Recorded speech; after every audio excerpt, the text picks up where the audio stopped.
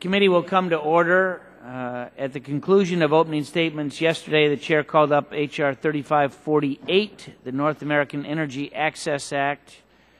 I would note that because of the conference committee on the payroll tax extension, I want to thank members for getting here to start this morning. We're intending to stop temporarily at 10 o'clock and resume. It's our understanding that the conference is going to meet from 10 until noon, and so we will then come back at noon here and work until it's done, though that we expect that votes are going to occur, I believe, about 1:30, and so we'll maneuver around that.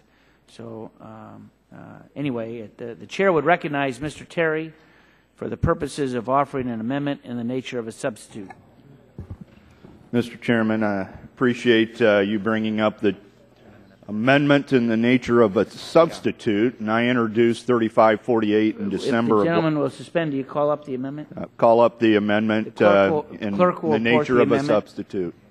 Amendment in the nature of a substitute to H.R. 3548, offered by Mr. Terry of Nebraska. And without objection, the reading of the amendment is dispensed with. The gentleman is recognized for 5 minutes in support of his amendment, and the amendment will be circulated. Thank you, Mr. Chairman. I introduced 3548 in December last year, and through the committee's vetting, good ideas, our hearings, suggestions have percolated that I want to incorporate in this bill, in my bill, and the changes are relatively simple, but I want to walk my colleagues through them.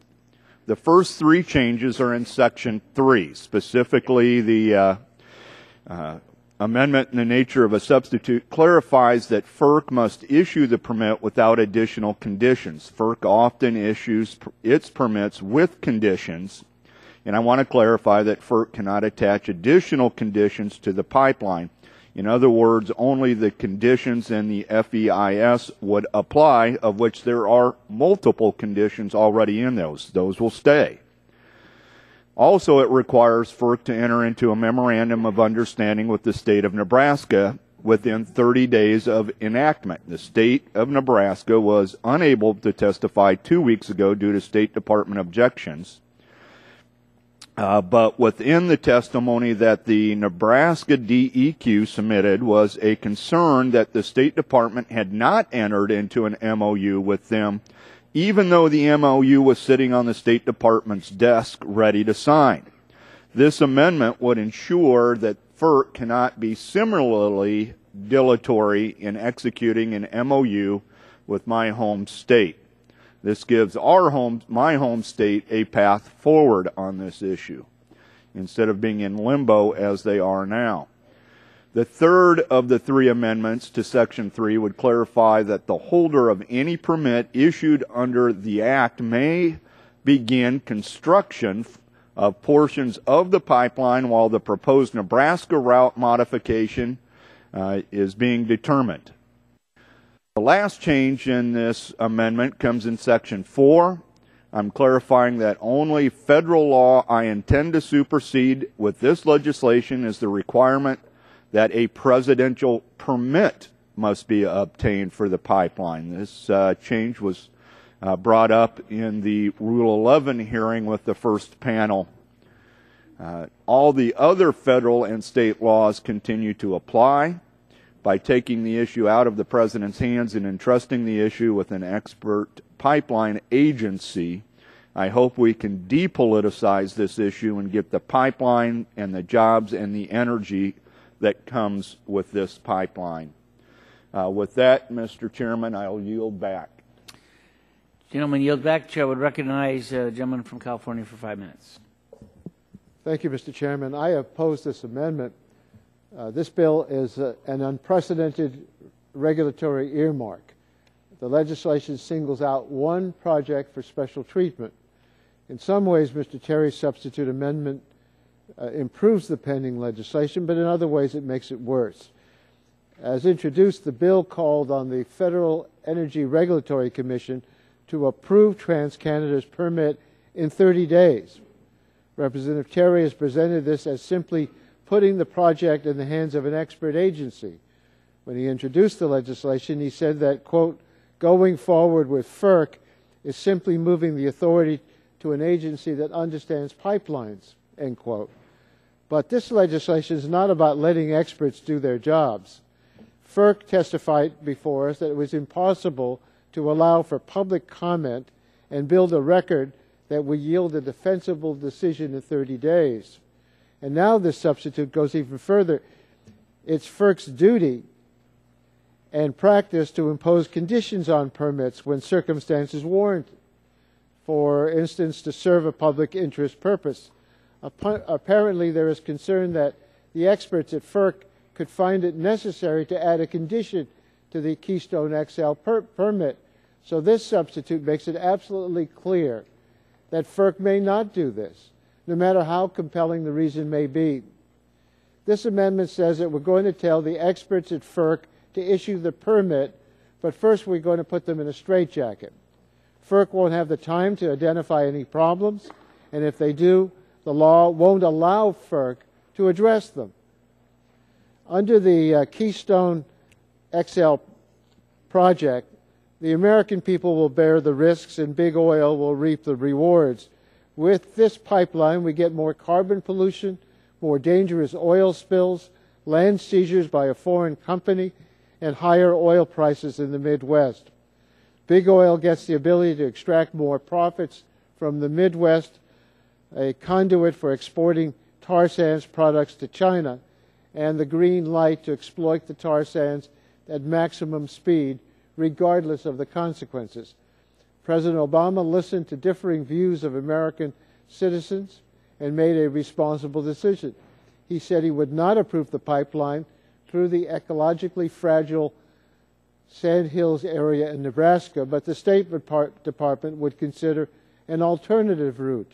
Nebraska is taking the time to find an alternative route, and the President is making sure that he has all the information he needs to make the right decision.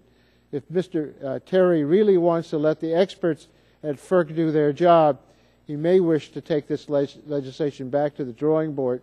As currently drafted, this bill simply turns FERC into a yes man for this project. The tar sands pipeline is a bad idea, and so is this bill. Yield back the time. Gentleman yields back. Are there other members wishing to speak on the amendment in the nature of a substitute? Seeing none, are there any bipartisan amendments to this substitute? Seeing none, are there any amendments to the substitute members are wishing to offer? Gentleman from Illinois. Mr. Chairman, I have an amendment at the desk. Clerk will read the title of the amendment. The amendment. Amendment offered by Mr. Rush of Illinois to the amendment in the nature of a substitute. And the amendment will be considered as read, and the gentleman from Illinois is recognized for 5 minutes in support of his amendment. Mr. Chairman, last week during the subcommittee hearing on H.R. 3548, the subcommittee heard compelling testimony from a Nebraska rancher by the name of Randy Thompson, who urged this committee not to hastily approve the Keystone XL Pipeline without allowing the agencies of jurisdiction to conduct their due diligence and oversight responsibilities. Among Mr. Thompson's many concerns was the hostile and belligerent manner in which TransCanada approached many Nebraskans claiming eminent domain in its quest to take away the property and land of ordinary American citizens in order to push forward on plans to construct a yet-to-be-approved pipeline. In Mr. Thompson's testimony before the subcommittee, he noted, and I quote, "Many Nebraskans view TransCanada as an overly aggressive company who thought it could bully and intimidate its way across our state. And having witnessed TransCanada's actions during the application process, has made us wary and weary of what they could and are trying to do if empowered by a premature permit, end of quote.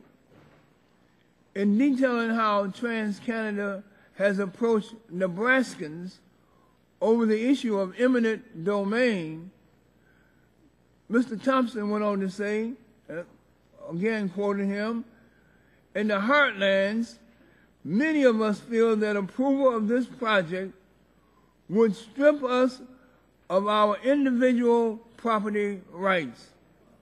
We feel this way because we would be forced to give up a portion of our hard-earned property for the personal gain and benefit of corporate entities, end of quote.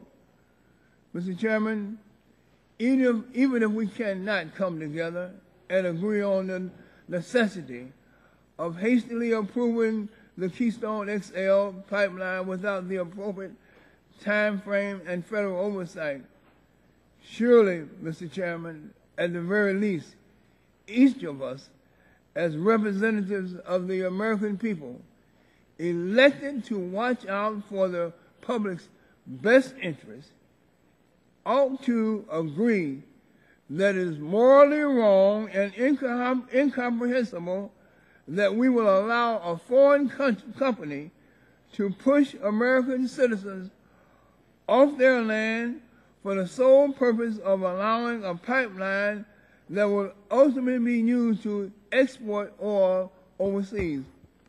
My amendment simply reads, and I quote, a permit shall not be issued or deemed to have been issued under this subsection absent a condition that prohibits the permit recipient from initiating or threatening to initiate proceedings to invoke the power of eminent domain for the process of taking ownership, rights of way, easement, or other access or use of private property in the United States for the purposes of constructing or operating the Keystone XL Pipeline against the will of the property's owners.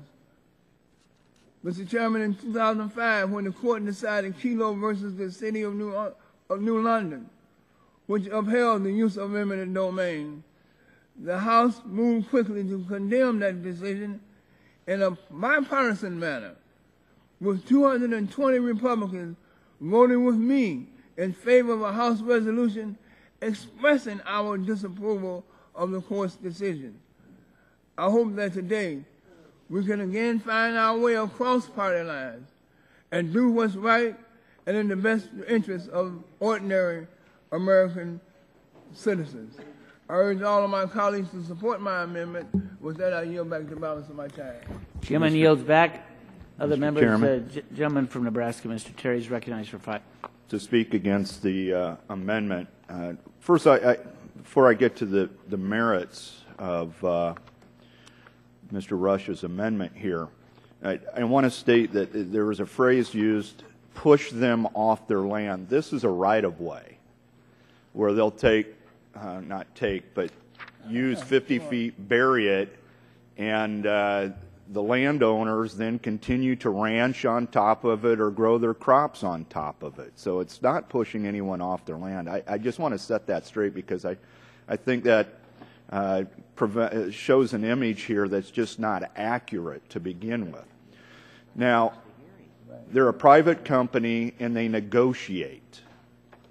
And at least in the state of Nebraska, I've met with ranch owners who had no problems negotiating an agreement for the right-of-way. In fact, now with the movement of those lands, one of them's even concerned that they're losing their right-of-way money that they were going to get. Nonetheless, though, if there is an issue with being able to negotiate, that is always handled by state law. So if there's a landowner in Montana, Montana law handles that. If there's an issue in South Dakota law handles that. And the same for Nebraska. So in essence, what this amendment does is eviscerates the states' rights to handle utility issues in their own states. Whether it's this project or forever, but that's what this does, is just says we aren't going to trust the Nebraska or South Dakota or Montana on this to do what their state law says to be done here. I just think for states' rights advocates, this is a bad amendment. So I'll yield back. Gentleman yields back. Other members, Mr. Waxman is recognized. Mr. Chairman, I support this amendment by our colleague, Mr. Rush. It says, and it's a simple amendment, that Congress will give TransCanada this extraordinary legislative earmark to rubber stamp their permit application, but only on one condition, and that is that they commit to stop bullying American landowners and seizing their property through eminent domain. My colleagues may not be aware of the fact that TransCanada has been using threats of eminent domain to force American landowners along the pipeline route to give up their property rights. TransCanada has even taken landowners to court to seize their property rights through eminent domain even before receiving a permit to build the pipeline. Last Friday, Mr. Rush pointed out that Randy Thompson, a Nebraska rancher, testified that in the heartland, many of us feel that approval of this project would strip us of our individual property rights. TransCanada is a foreign corporation. They've been trying to strong-arm American citizens who own property along this proposed path of the pipeline. They're telling property owners, here's some money for the rights to go underneath your land, but if you don't accept this amount within a certain short period of time, we're going to initiate proceedings to condemn your land and take what we need through eminent domain. This is an imperious approach. It sounds unbelievable, but it's true. I don't know whether the state of Nebraska gave them this authority or not. I think that it would be interesting if the state of Nebraska gave them authority for condemnation of land. At the same time, they're trying to figure out what the route's going to be in the state of Nebraska. I have a copy of the letter that TransCanada sent to Mr. Thompson on July 21, 2010, informing him that the proposed path of their pipeline will cross his property. In it, TransCanada offers him this money for an easement through his land and tells him if he doesn't accept, within a month, quote, we will be forced to invoke the power of eminent domain and initiate condemnation proceedings against this property, end quote. Well, absent Mr. Rush's amendment, this bill will empower a foreign company to bully our citizens into giving up their property rights. Most Americans simply don't have the money or time to defend themselves in court against an oil company with billions of dollars in assets. Ranchers and farmers like Randy Thompson will be forced to live with a tar sands oil pipeline running through their property. That may jeopardize their safety, their health, their livelihoods with a single leak. And it's not unexpected that there might be leaks because the existing pipeline that they already have has already had many leaks in a very short period of time. This amendment should receive bipartisan support. In the past, Republican members have voiced great concern about the use of eminent domain to seize private property rights. As we saw in the debate on the Private Property Rights Protection Act of 2005, Speaker Boehner stated then that allowing someone's property to be taken, quote, represents a complete departure from the very core value upon which America was founded, your natural human right to your property, end quote.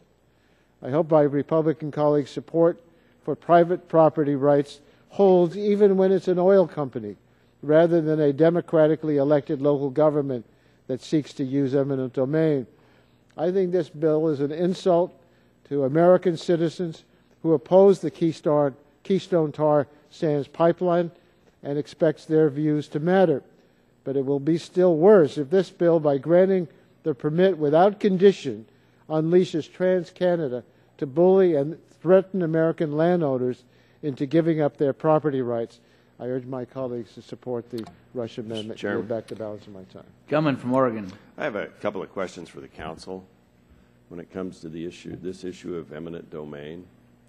And I'm curious how the provisions being used by this company that happens to be based in Canada are different than a utility based in the United States when it comes to eminent domain. I'm sorry, could you repeat how they're different from? Yeah, does Keystone have any special rights or privileges not accorded to a domestic utility? It would be in accordance with the state's law for those types of utilities, nothing special. And would their use of eminent domain have some special power that some city or county would not have because they're foreign? No. Is there anything because they have foreign ownership that gives them any privilege or right that is above that of a domestically based company? No. When other pipelines are constructed in the United States, do those companies use eminent domain? Depending on the law of the state, it would depend on the law of the state. Some states have that tool, other states don't. It's a state-by-state decision. It's a state-by-state decision. And would, in this case, would TransCanada have to abide by state law when it comes to eminent domain? Yes. So they would have to live by whatever the state law is relative to eminent domain. That's correct. And when these pipelines are laid, in this case, my understanding is that it'll be fairly deep in the ground. Is that correct? I think for stretches of it, I'm not sure if all of it is underground. But that which is underground, yes. Oftentimes you can still conduct your agricultural activity above Absolutely, yes. And does tell me how the pipeline safety law would intersect in that the federal area. pipeline safety laws continue to apply, and for this particular pipeline, can you get a little closer to that mic, sure. to it? The pipeline safety laws, as administered by PHMSA, continue to apply. For this particular pipeline, as contemplated under the final environmental impact statement, there are 57 special conditions that heighten the standard for this pipeline as opposed to most oil pipelines in the country. And so, I mean, I was just hearing about the potential for these leaks and all. Does the Pipeline Safety Act not have pretty strict requirements in terms of the safety of a pipeline? Yes, pipeline safety laws would continue to apply. And so the pipeline safety law in the United States would apply to TransCanada's Keystone XL Pipeline? Yes, it would apply, and it would apply at a heightened standard with the additional 57 conditions. Can you speak to what some of those 57 additional conditions would be? I haven't made it all the way through the FEIS here. A lot of them relate to special leak detection techniques to make sure that if there is an incident that it is known sooner. So most of them focus on leak detection type issues. And are there additional levels of inspection required on this particular pipeline that aren't on other pipelines? So that within the idea of ensuring adequate leak protection, it is increased inspection requirements. Okay. And then you would have for other oil pipelines that are cited in this country.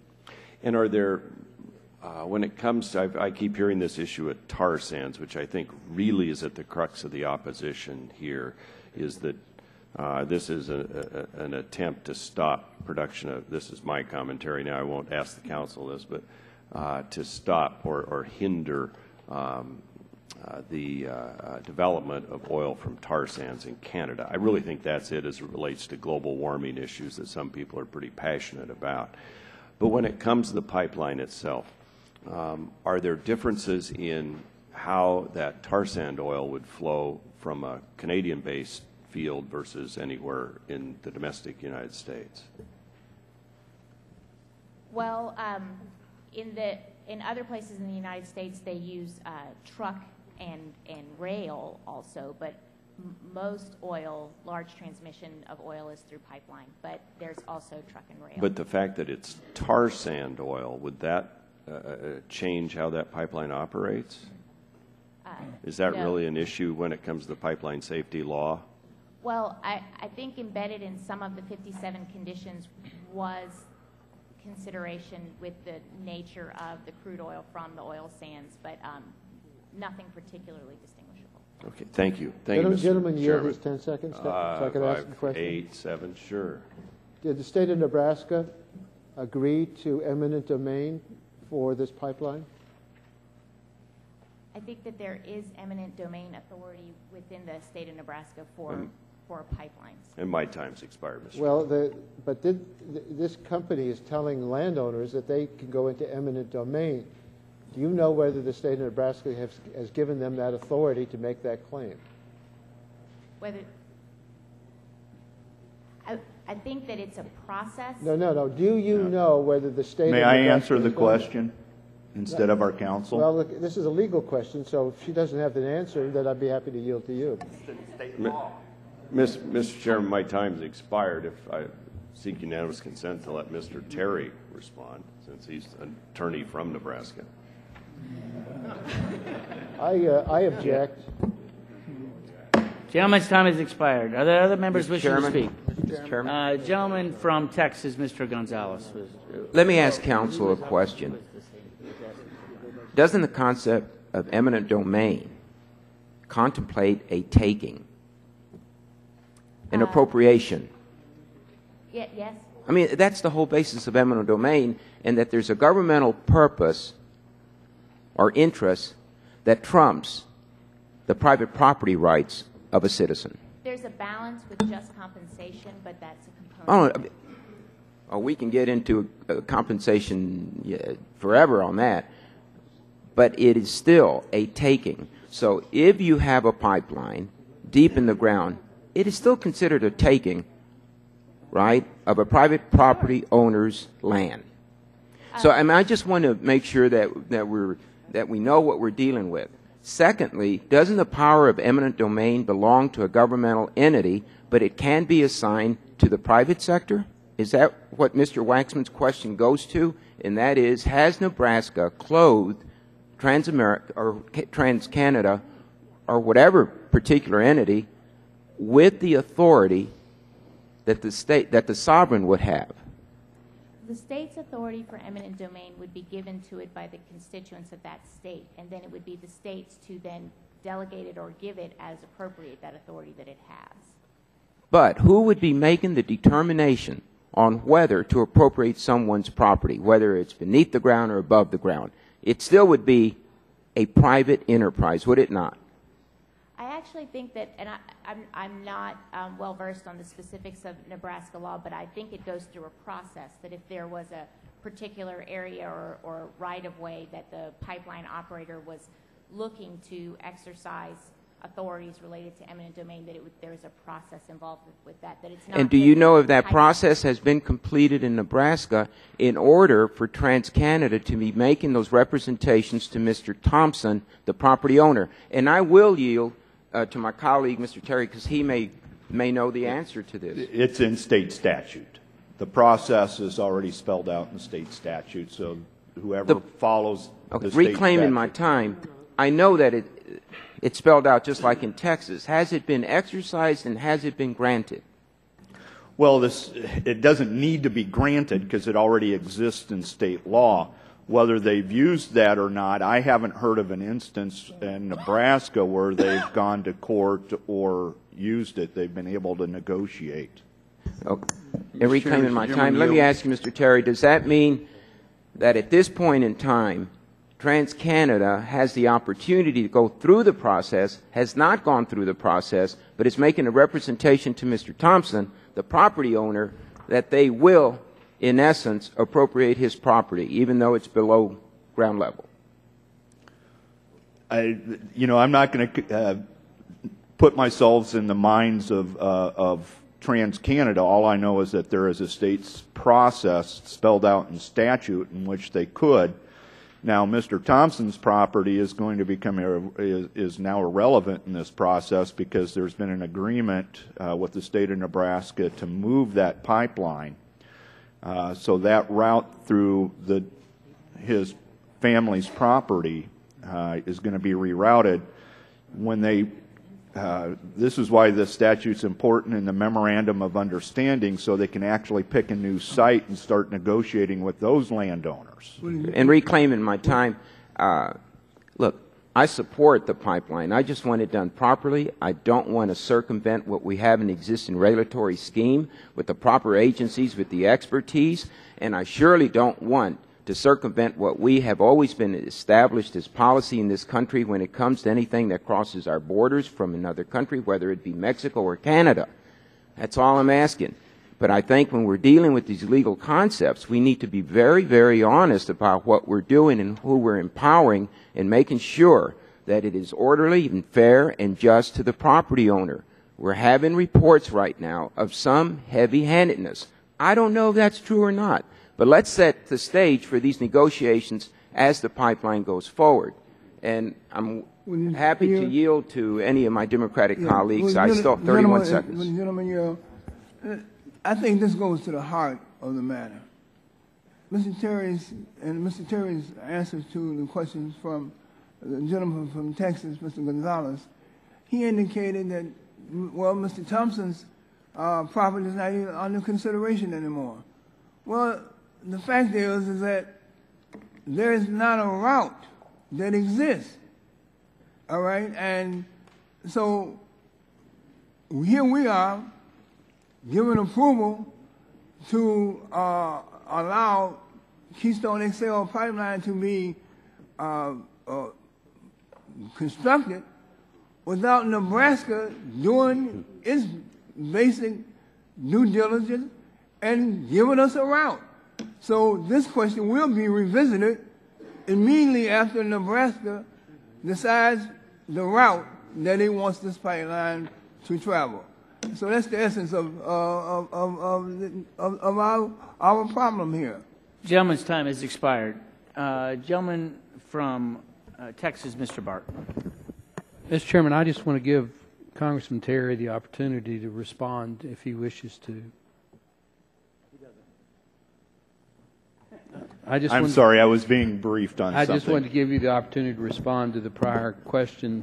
Well, sure, Ed, and thanks to due diligence of great staff here, the specific statute in Nebraska is 57-101, and it does state specifically petroleum pipelines.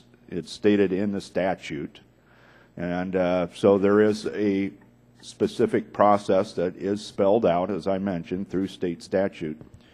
And those things are important. 2 points that I want to make to Mr. Rush's points.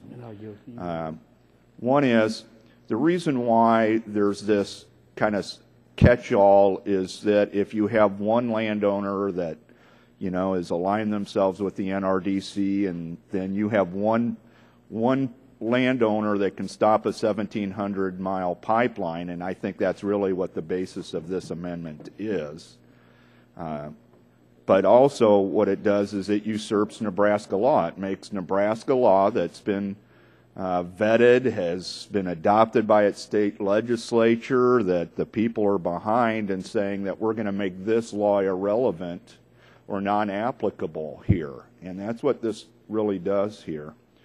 And so the other part of this is they are duly compensated. There's due process of law in this process. They have to be compensated at market prices. So all of the rights are done here. I just want to come back and say that this is what you're doing is saying that we're going to block state law. We're going to nullify state law. And I just don't see why we want to go here and block state laws in the way that they have chosen to deal with these companies. So I will yield back to my friend. Thank you. I'd like to yield to the subcommittee chairman, Mr. Whitfield of Kentucky. Thank you, Mr. Barton. And eminent domain is always a contentious issue. And the way these questions are being asked on the other side, it leaves the impression that TransCanada is getting some special privileges. Is there anything in the Terry legislation that would give TransCanada some special privilege relating to eminent domain that any other pipeline in the country or any company willing to build another pipeline would not receive? Is there any special privileges given to TransCanada under this legislation? No, not related to So it's being treated just like any other pipeline company that wants to do this. Is that correct? That's correct, as it relates to eminent domain. Mr. Will the gentleman yield? I want to yield to the gentleman from Georgia, Dr. Ging. Well, I thank the gentleman from yielding, and being a non-attorney member, I need to ask some legal questions. It does seem to me that the amendment from the gentleman from Chicago, Mr. Rush, would essentially, if it were successful, change Nebraska law regarding eminent domain. I will ask counsel her opinion on that. That is correct. Currently, under federal law, there is no eminent domain for oil pipelines. What this would do is, as it applied to the state of Nebraska, or to any state, it would change their law.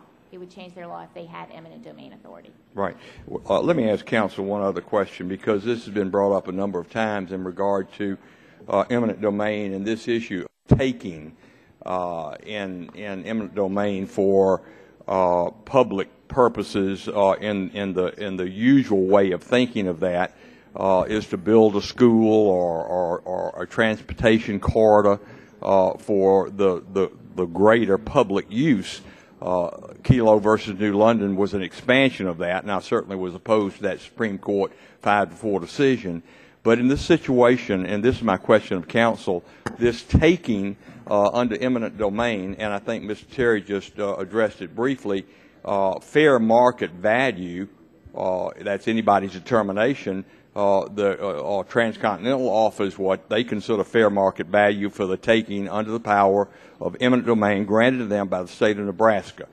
If the property owner is not satisfied with that fair market value, my question to counsel, they do have recourse in the Superior Court system of the state of Nebraska, and of course their appellate court system all the way to the Supreme Court in regard to the true market value if they are opposed to the taking of their property by eminent domain. Is that not true, counsel? That is correct. Okay. Thank you. And I yield back to the gentleman. Gentleman yield. I'm happy to yield to Mr. Rush my last 13 seconds. Yeah. Would this whole amendment, isn't this the essence of what you might call special privileges? Isn't this a special privilege for one corporation to do whatever it wants to do? Isn't a special privilege to direct the administration to, within 30 days, make a decision, and if they don't make a decision, then this matter will already automatically be approved? Isn't that the essence and the essential qualities of a special privilege?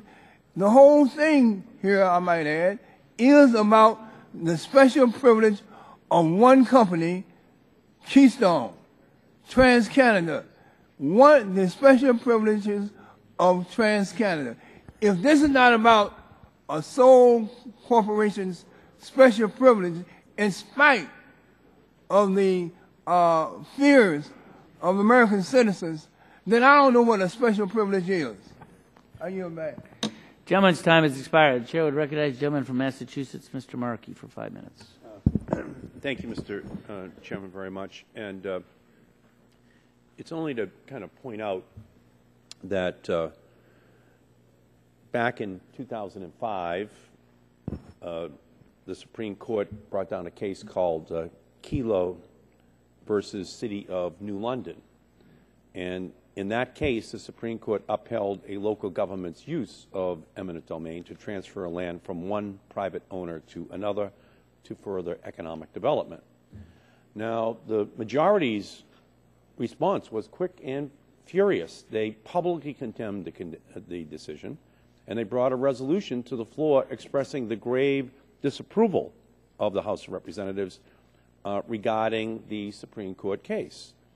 And every Republican on this committee who was in Congress then supported that resolution.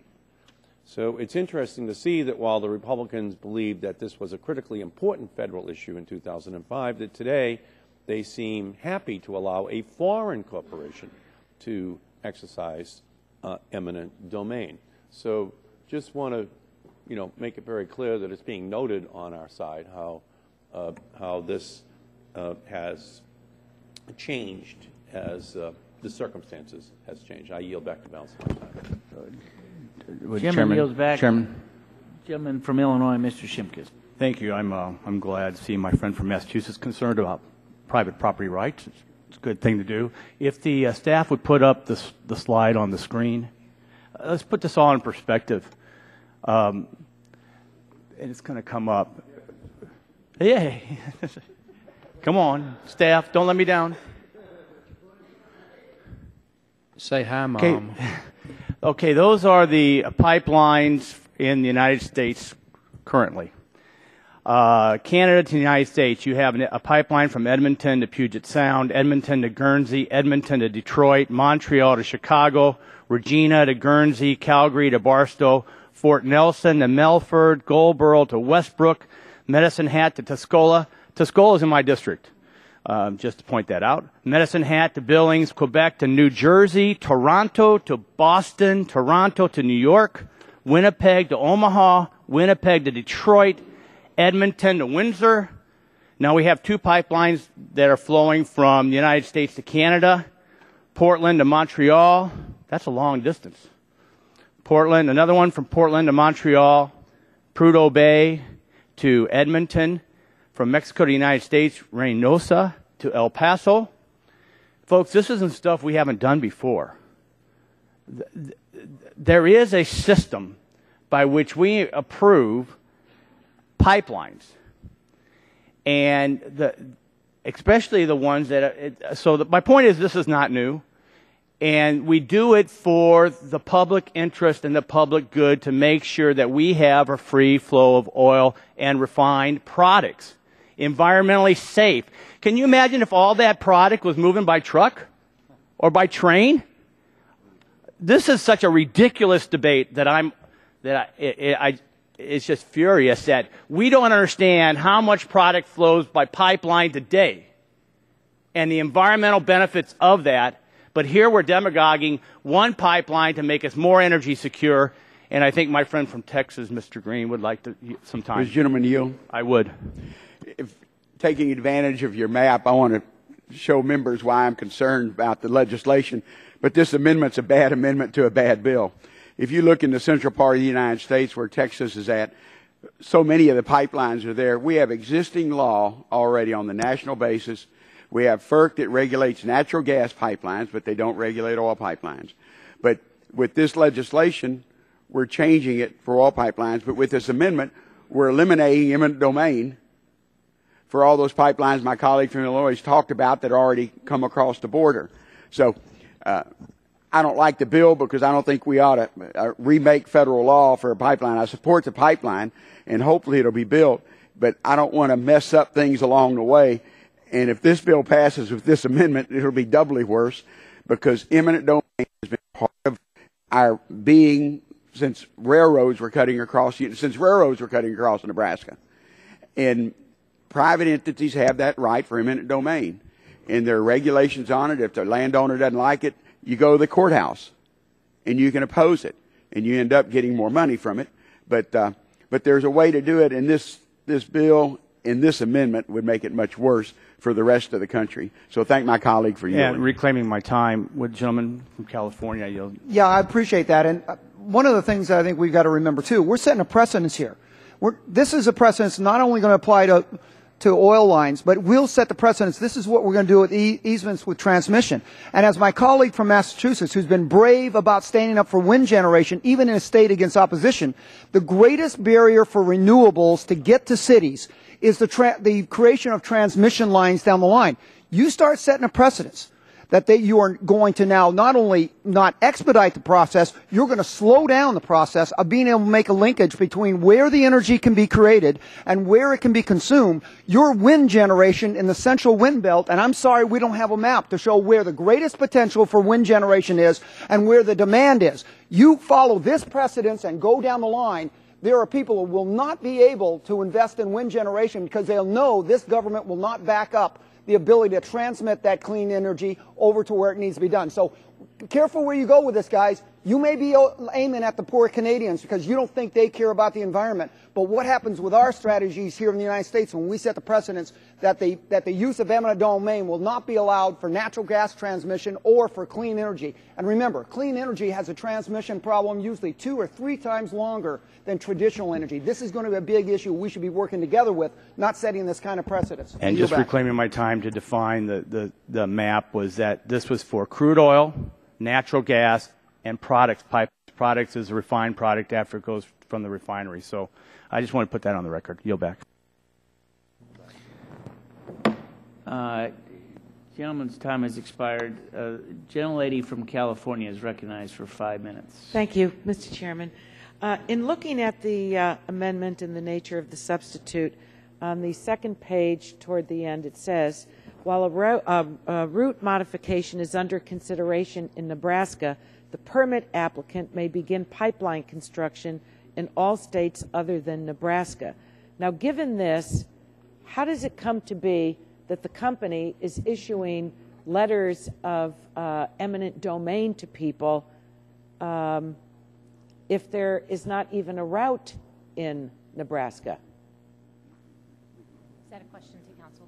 Is that, I think that the provision is looking at areas outside of Nebraska, and for much of the route is already secured by the pipeline company. But let's go back to the maybe to the heart of my question. Which comes first, letters of eminent domain or a route for the pipeline so that people know where it's going to go and that they can then move along accordingly? The route is defined both in TransCanada's application and the final environmental impact statement. So the route, except for a segment of the Nebraska route, is defined. And so this provision just But it isn't all defined, though, correct? Except a small segment or a segment within Nebraska is not defined, but the rest of the pipeline Well, whether route it's is. small, large, or all of it, you're saying it's small, there are still letters of eminent domain being issued to landowners, according to the testimony that was given. I wasn't here for the testimony, but I did listen to I think I need to get a life. I listened to the hearing on TV. I was captivated by the witnesses and what they had to say. So, will the gentlelady yield, and I could provide yeah, I'd be glad to. Mm-hmm. Thank you, Anna. The landowner that testified was for the old route in Nebraska, and the council is correct. With your application, you've already worked with the agencies, you know where the route is, then they go and negotiate. But our governor asked TransCanada to move it off the Sandhills. So that letter in the testimony is on the old route. That's what's causing the confusion here. There is no new route because the permit's been denied and nobody knows if they're supposed to move forward and determine a new route. That's why we've written in here the specifics about entering into a memorandum of understanding and carving out specifically Nebraska from this so that they can proceed to determine a route at which then the pipeline company will sit down and negotiate and then use Nebraska law if necessary. Well, reclaiming my time, I appreciate that. When does Nebraska come up with its route? Well, when the president denied the permit for this pipeline, according to the governor's office, they were within a week to 10 days of announcing a new site and beginning the environmental. They have not announced a site because they don't know if they're moving forward or not. So it could be any time, but they need to know which agency they work with. Under the past application, the State Department said they were going to work with the state of Nebraska, and then when Nebraska sent them a memorandum of understanding, they refused to recognize it. All right, thank you. Gentlelady's time has expired. I believe all time is expiring for the debate on this amendment. Therefore, the vote will occur on the amendment. All those in favor will say aye. All those opposed will say no. No. Opinion of the chair, the noes have it. The amendment is not agreed to. Mr. Waxman and I have been conferring, and we have come to an agreement that we will continue in our absence as we both go to the conference on the tax extender bill. However, we have also concurred that we will not have recorded votes before we come back, which would be somewhere probably in the neighborhood of about 12:15, if in fact we finish at noon. So at this point, I will recognize the gentleman from Massachusetts to call up his amendment. Mr. Markey. I think I have an amendment at the desk. And the clerk will report the title of the bill. Amendment to H.R. 3548, offered by Mr. Markey of Massachusetts. And the gentleman from Massachusetts is recognized for 5 minutes in support of his amendment, and the staff will circulate the amendment. Thank you, Mr. Chairman, very much. The Keystone Pipeline would carry some of the world's dirtiest oil right through the middle of our country, whether it is the carbon pollution that spews into the skies or the oil spills that could foul our drinking water. There is no dispute that the environmental consequences attached to TransCanada Pipeline will be grave. But we've been told repeatedly that it is worth it. We've been told that the pipeline will lower gas prices, even though TransCanada projects, the TransCanada project would rise because it can charge more for Keystone oil in the Gulf than it does in the Midwest. We've been told that the pipeline will create tens of thousands of new jobs, even though it turns out that the number of jobs has been grossly inflated, and only about 5,000 or 6,000 temporary construction jobs will be created. And in a particularly egregious play on American patriotism and American fears, we have also been told that the oil coming from this pipeline would enable us to reduce our dependence on oil imported from unfriendly Middle Eastern or Latin American nations. Last month, Canadian Prime Minister Stephen Harper even said that, quote, when you look at the Iranians threatening to block the Straits of Hormuz, I think that this just illustrates how critical it is that supply for the United States be North American. Well, this appears to be a complete fiction, because under this bill, there are no guarantees that even a drop of the tar sands oil and fuels will stay in this country. This is because many of the refineries where the Keystone crude will be sent plan to re-export the refined fuels. For example, Valero states in an investor presentation that it plans to refine the Canadian crude at the same facility it is building in Port Arthur, because doing so leverages its, quote, export logistics, and says that growing global diesel demand is an export opportunity for U.S. refineries. Motiva, a joint refining venture between Shell and the Saudi Arabian oil company, is another one of TransCanada's Port Arthur, Texas customers. The rest of TransCanada's customers include a French company, 2 Canadian companies, and a multinational venture based in the Netherlands. And it is not just a regular money-making export opportunity that many of these companies are seeking. Port Arthur, Texas, is a foreign trade zone. So when these refineries re-export the diesel and other fuels they are making using Keystone oil, they won't even have to pay United States taxes. Hear that again. They will not have to pay United States taxes. Lest anyone think that TransCanada isn't in the re-export business, in December, when I asked the president of TransCanada whether he would agree to ensure that the oil and refined fuels stay here in this country instead of re-exporting them, he said no, sitting right at that table. So that's the plan in this Republican bill. Sneak the pipeline into the country, refine the oil, and then sneak the diesel fuel right back out of the country. Yesterday, the gentleman from Nebraska said that tar sands oil could replace 1.5 million or 2 million barrels of oil per day that we currently import from the Persian Gulf. Even if the Keystone XL Pipeline was going to transport more than 630,000 barrels of tar sands oil each day, the DOE estimates that it will transport, the idea that all of the Keystone oil will stay in this country under this bill is just a fantasy. Make no mistake, This bill is not about energy security. It is not about jobs. It is about oil company profits, plain and simple. This bill just turns the United States into a middleman in a multinational oil deal between Canada, South America, Europe, and China. The Republican slogan last year was drill here, drill now, pay less. Now we're letting Canada drill there, ship here, and re-export there. All so that we in the United States will have to pay more, both in terms of money at the gas pump and costs to the environment. My amendment ensures that if this pipeline is legislated, the oil and any fuels made using it will stay here to benefit Americans here, who will pay less here. My amendment allows the President to waive this requirement only if it can be shown that an export of the oil of fuels won't increase our dependence on oil of fuels that we buy from hostile nations.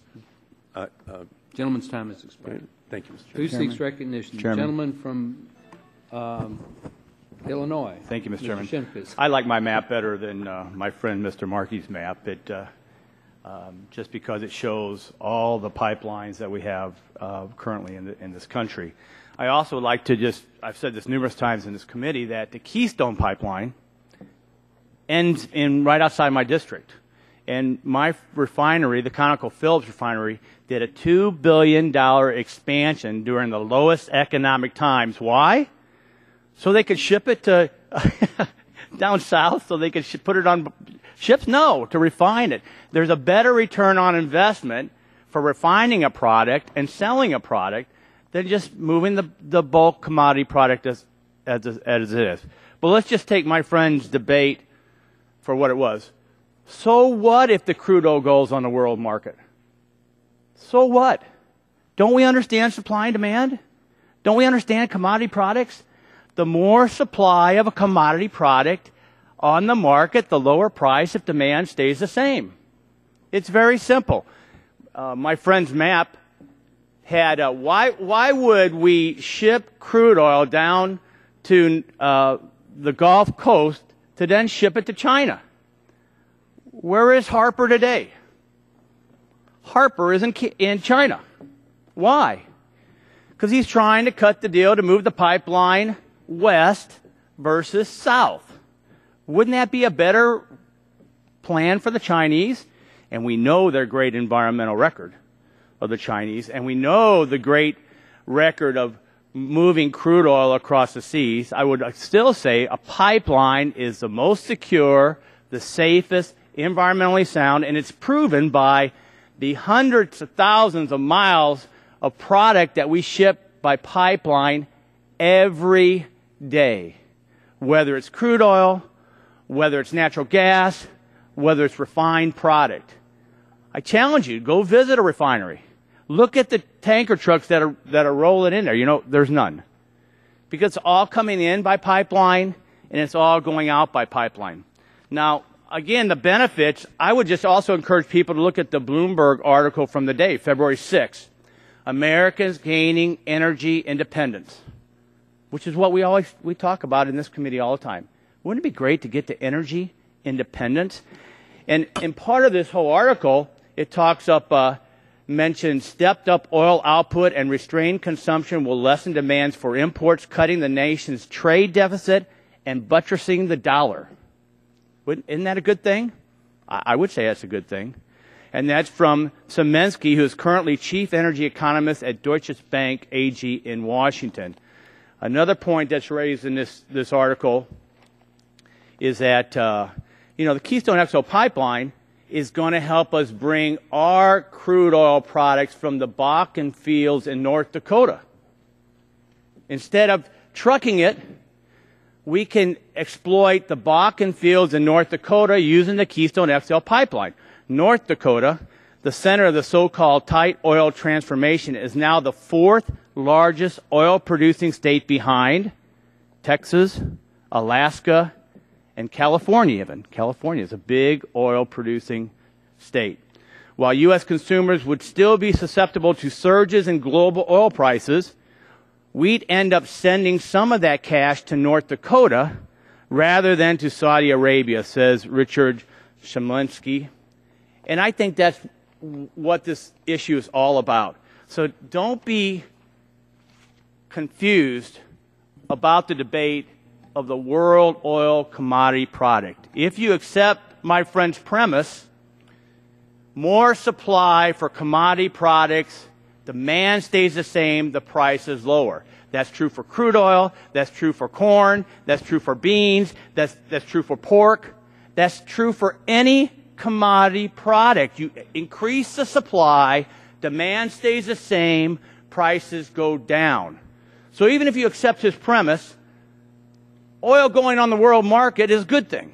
More oil going on the world market is a good thing. I would argue that the better thing would be for our refineries to take the crude oil and then refine it into the various products, jet fuel, diesel fuel, gasoline, asphalt, all those things that they break the barrel of crude oil down into, and that's better for our country at lower prices to ship to us. So please reject my colleague's amendment, and I yield back my time. Gentleman's time expired. The gentlelady from California is recognized for Thank 5 you, minutes. Mr. Chairman, and I want to yield my time to Mr. Markey.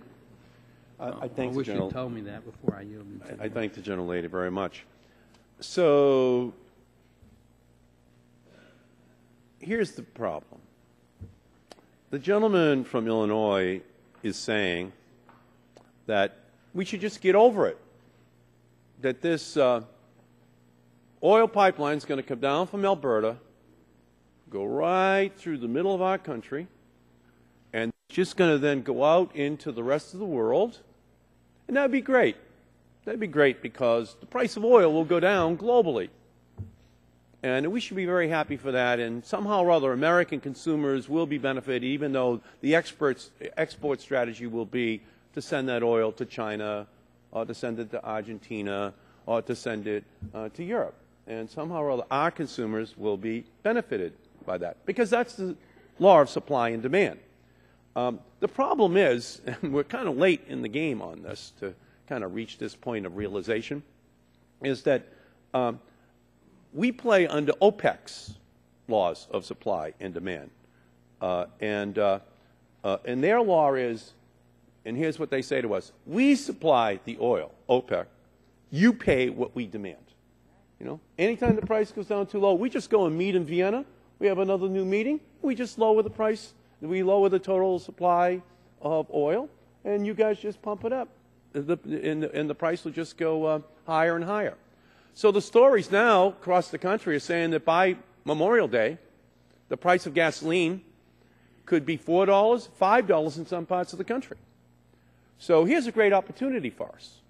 The Prime Minister of China the Prime Minister of Canada, rather, is saying, on the one hand, that this would be great that our oil would be North American oil here in the United States. But on the other hand, when we ask TransCanada, will you agree that the oil stays in the United States? They go, oh, no. Oh, no, no, no, no, no. And then you read all the other things that they're saying, and it's pretty clear that we're just going to be kind of a conduit, you know, coming right through the middle of North America to just pump that oil out into the rest of the world.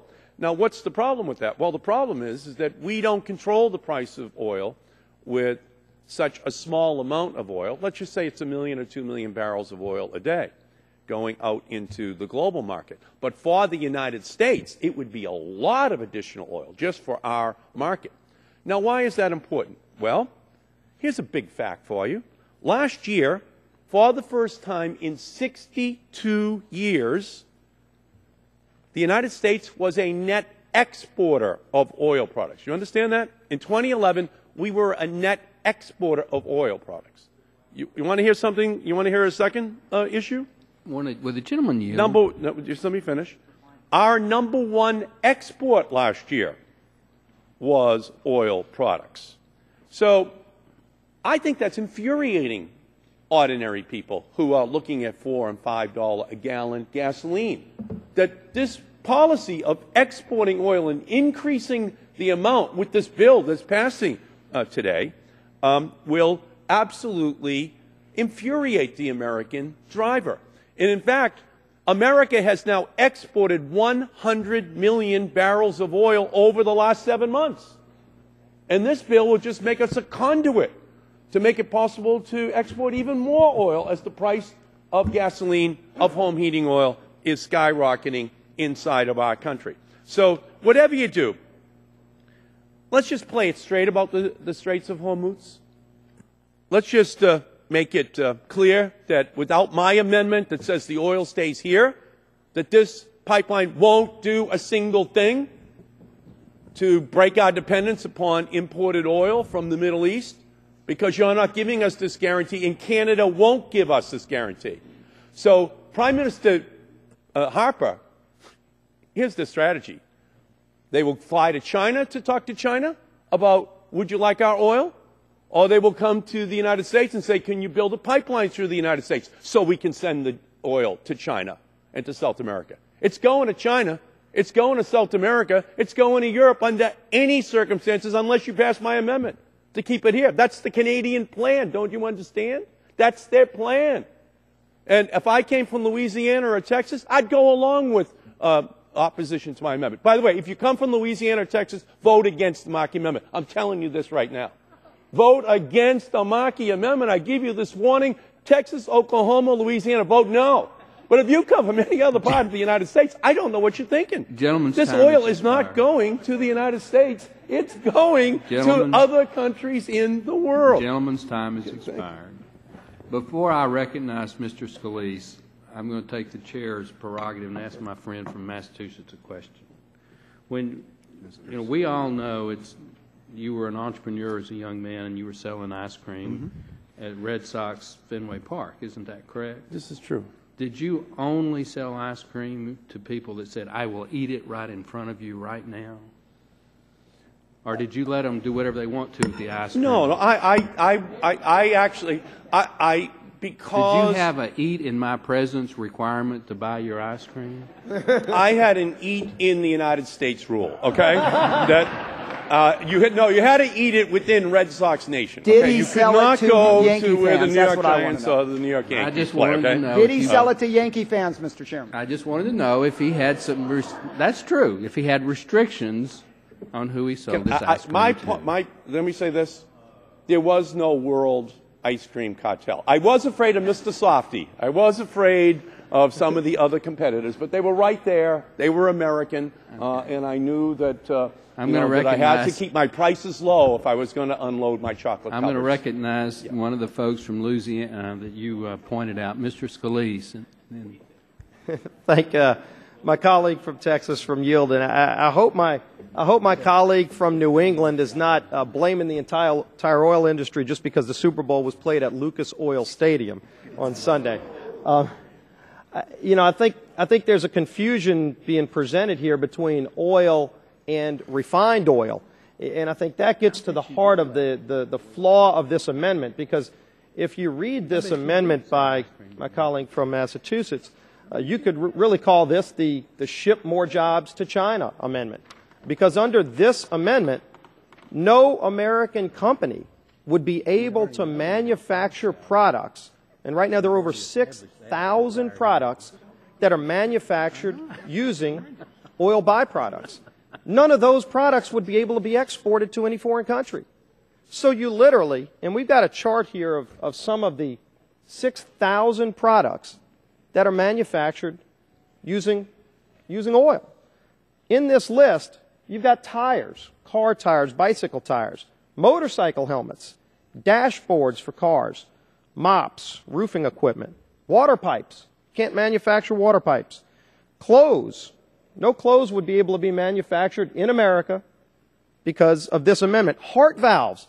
They actually use petroleum byproducts to make heart valves. No heart valves under this amendment would be able to be manufactured in America. Toothbrushes, football helmets, even crayons, life jackets, parachutes. You got a parachute, I guess when you open it up, it'll have to say made in China now under Mr. Markey's amendment. Antihistamines.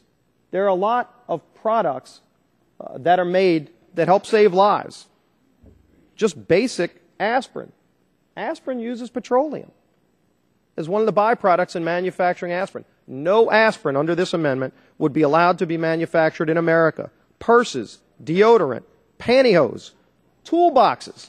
You can't go to work with your toolbox anymore if it's made in America under this amendment because it contains a byproduct of petroleum that might have been refined and manufactured in America. You could buy that product if it was made in India under Mr. Markey's amendment, but not if it was made in America and then that company happens to ship any of those products they make to other countries. And by the way, the manufacturing of those products creates American jobs.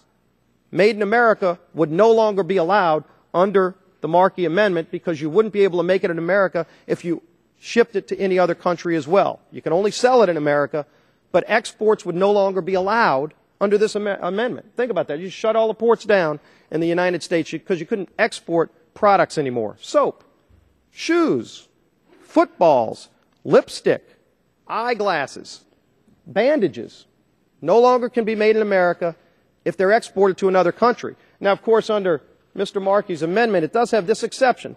The president may provide for waivers. So let's see what kind of dictatorial power that would give to the president of the United States. Let's see how he's handled waivers in the past. We had a hearing in this committee on the scandal of the Obamacare waivers.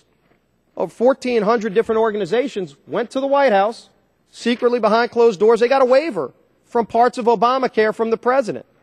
Now, I've been going throughout my district, every small business I talk to, I ask anybody in the room who's ever had a waiver from Obamacare. I've yet to have one person in my district that got a waiver from the president. Who did get the waivers?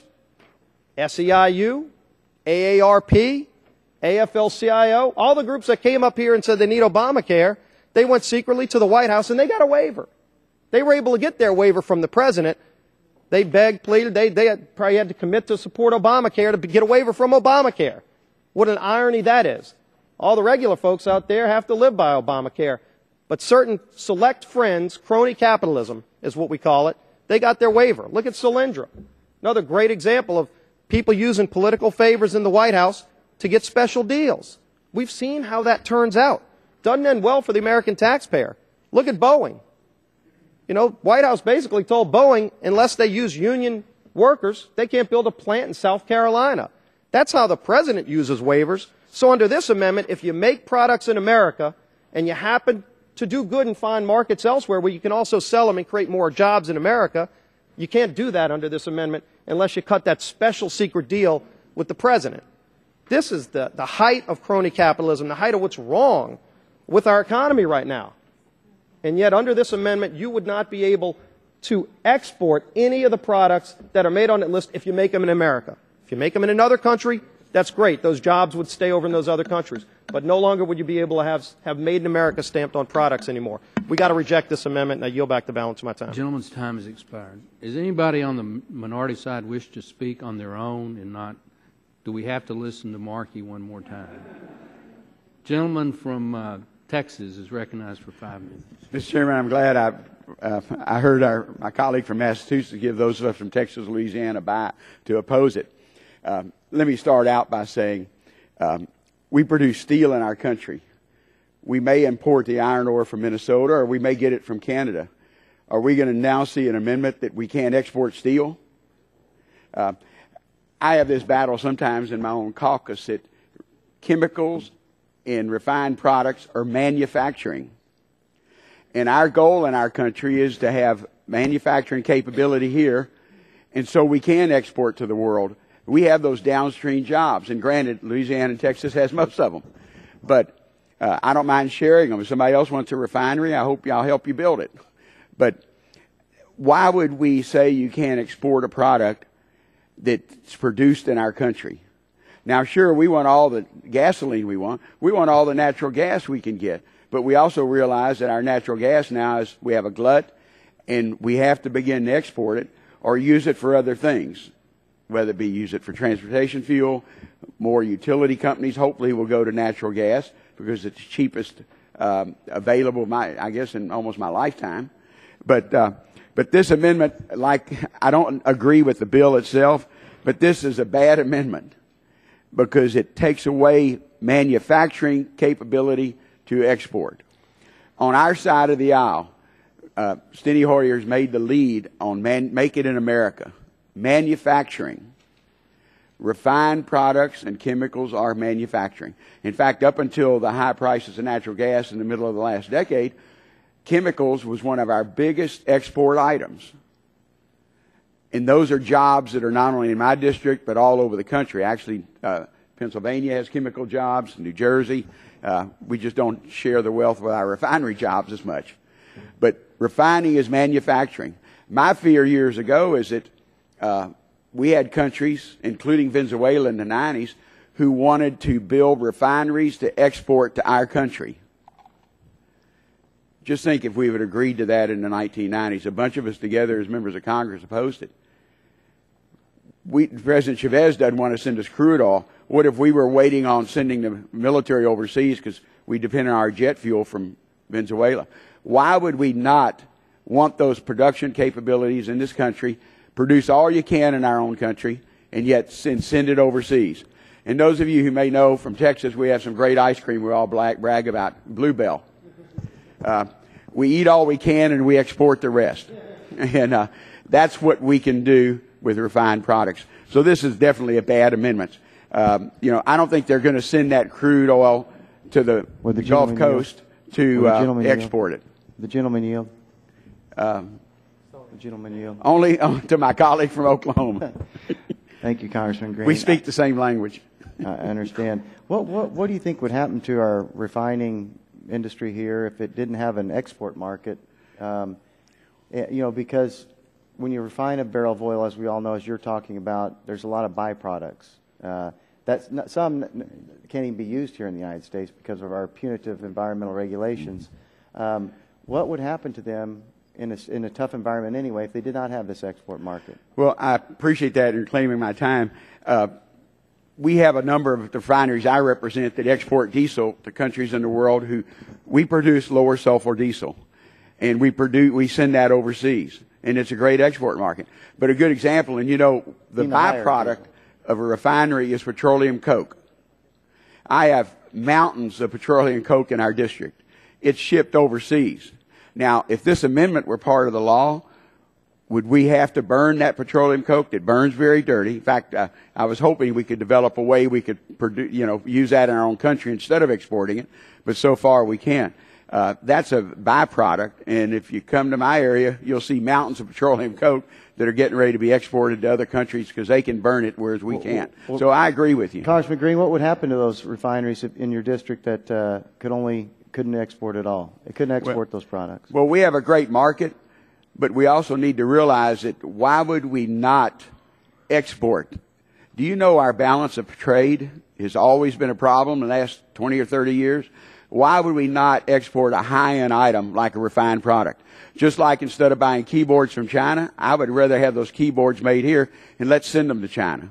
So why would we take out refined products from being an export market? It just makes no sense at all. Amen, brother. I'll yield back I'll be glad to yield to somebody if they want. Gentleman's time has expired. Oh, I'm off. Thank you. Gentleman from Pennsylvania is recognized. Dr. Murphy.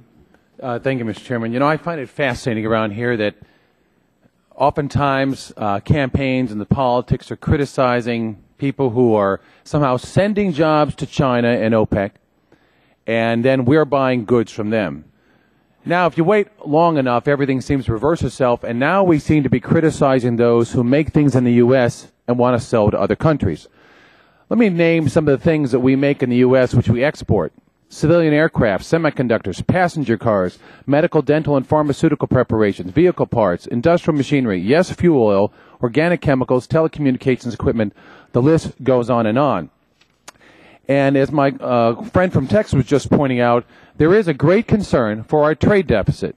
Now, trade deficit means we sell you something, you sell us something, whoever sells the least loses and the other is the deficit. Let's look at some numbers here with China. In 2011, last year, we had a $272 billion trade deficit. In 2010, a $273 billion trade deficit. In 2009, a $226 billion trade deficit. In 2008, $268 billion. How about at the European Union? In 2011, it was $89 billion, 2010, $79 billion, and 2009, $61 billion trade deficit. How about OPEC? In 2011, $118 billion trade deficit. 2010, $95 billion. 2009, $62 billion. In 2008, when we were buying a lot of oil from them, $178 billion trade deficit. Now, this is pretty amazing to me that we have an opportunity to make something and sell things to them rather than us sending more money to them is an opportunity for us to grow jobs. Now, I'd be particularly concerned that Massachusetts is touting that its number 3 export market is China. Maybe what we might want to do to test out this amendment is to start out by preventing Massachusetts from exporting to China and the EU to see how that state fares when it has to import more than export. Now, what we do here in this country is we make things and we sell products to other countries, and that helps our jobs.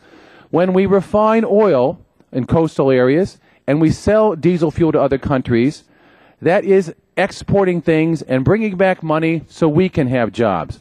When we make steel, when we make so many other products, we sell it, we get the money, we have our jobs here.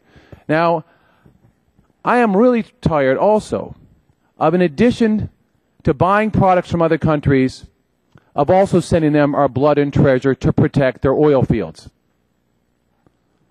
I'm particularly frustrated because when I go down to Bethesda Hospital, and I'm over there in the Navy treating our wounded warriors, and I've got to see these kids with their arms and legs and faces blown off because we're protecting OPEC oil fields. We have an opportunity to have oil from North Dakota and Montana and so many other states in this country and having our own energy independence.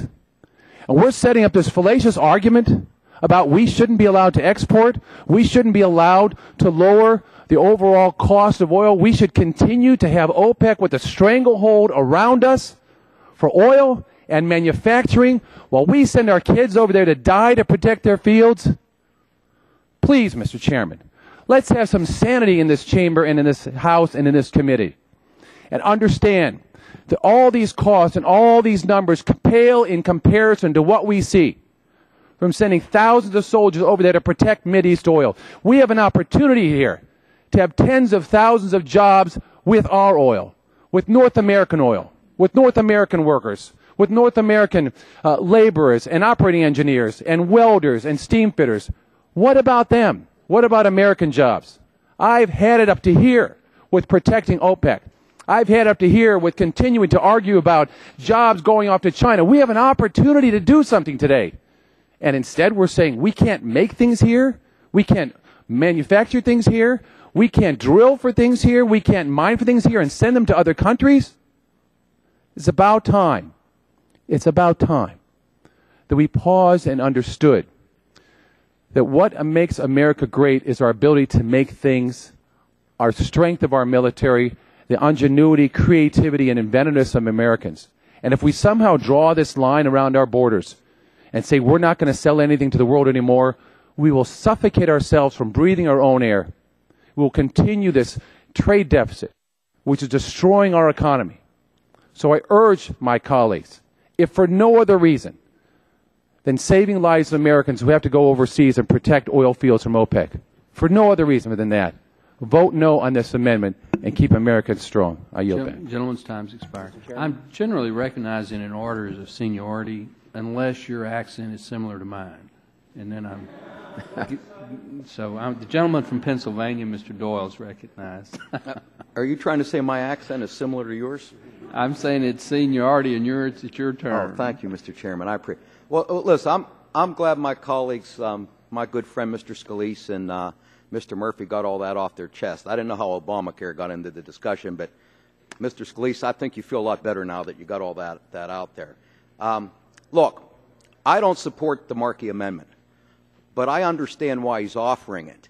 And one of the most unfortunate parts of this entire debate, the whole time we've been having it, is the hyperbole that we've been hearing from some that this Keystone Pipeline is going to give us domestic security, that all of a sudden we're going to have a source of oil and we'll no longer need to buy from outside sources because we've got all this oil coming from Canada that we're going to be able to use. Well, we know that's not true. I support exporting, and I understand the whole process. We've been telling the American people that somehow this Keystone Pipeline is going to lower the gasoline prices. Well, everybody knows that's fantasy. This oil's priced on a world market. We told people that this is going to be hundreds of thousands of jobs for Americans. Well, we know that's not true. There's going to be jobs for Americans, and there's going to be construction jobs, but the numbers, this huge number. And then lastly, we tell them that 75% of the steel in this project's coming from North America. Well, I got news for you. That's far from true, too. So I think what Mr. Markey's done here, although the end result, I think, is a bad thing and why I won't support his amendment, is to try to point out that what we need in this entire debate is a little bit of truth in advertising. It's enough to be for this pipeline if it can be built in an environmentally sound way, and I favor building it once we cross those T's and dot those I's. I'm not for any 30-day fast track or the attempt of what my friend Mr. Terry's trying to do. But I think ultimately this pipeline will be approved once it goes through all the processes that it needs to go through to ensure that people's safety and environmental concerns are met, and I support that. And I think there's going to be some good construction jobs by people in organized labor. I think that's a good thing. For those reasons alone, I think it makes sense. But let's not kid ourselves. That oil's going down to the Gulf. It's going to get refined in these tax-free zones, and a lot of it is going to leave the country and go other places. That's the way it works. There's nothing wrong with that. There's nothing illegal with that. But that's just reality. So let's not make Americans think that somehow we're now energy independent because of the Keystone Pipeline. When gasoline prices go up, let's not delude Americans that if the Keystone Pipeline would have been fast-tracked, their gasoline prices wouldn't go up. The two have nothing to do with one another. And let's be sure also that if we're saying that something has 75% of North American steel in that we're able to certify that that's actually so. So there's a lot of good reasons to be for this pipeline once it's approved and go through the process the right way. And I will oppose the Markey Amendment because I believe that it's more an illustration of let's have a little bit of truth in this debate than what it would actually do, I think, would be detrimental. But I just think we ought to give the American people true expectations here and not sell this Keystone Pipeline as some cure-all, end-all to all the problems we have in the United States, because that's just not true. And I would yield the remaining amount of my time to any one of my Democratic colleagues that might want to take advantage of a minute and 30 seconds. Does anybody want a minute and 30 seconds? Mr. Markey. No, it's okay. Gentleman yields back his time. It's acceptable under the rules to yield back. I mean, that's... And I will if nobody on my side wants the time. Okay. Thank you. Gentleman yields back. The gentleman from Nebraska, Mr. Terry. Thank you, Mr. Chairman. There are some truisms, as my friend from Pittsburgh just mentioned. One is that Tom Brady can't throw and catch the bleeping ball, too. And that in 2011 we imported 11.8 million barrels per day of oil or refined gasoline. It is also true that this pipeline, when built, when started, would supplant produce 700 million barrels per day up to over 1 million barrels per day. 700,000 barrels per day. What did I say? 700 million? Million. Well, that would be a good start. 700,000. So what the reality here is that the refineries along the path, whether it's Kansas, Illinois, Oklahoma, Texas, Louisiana, have contracts to purchase this. Each one of those refineries can refine X amount of barrels per day. So if they're getting it from a reliable source in Canada and not from Saudi Arabia or Venezuela, then that adds to our national energy security because it's a reliable source. We don't have to worry about the number of tankers coming from Venezuela today or the mood of Hugo Chavez and whether or not he's going to allow that oil to come to the United States versus China. So there's no doubt here that there is a level of energy security here.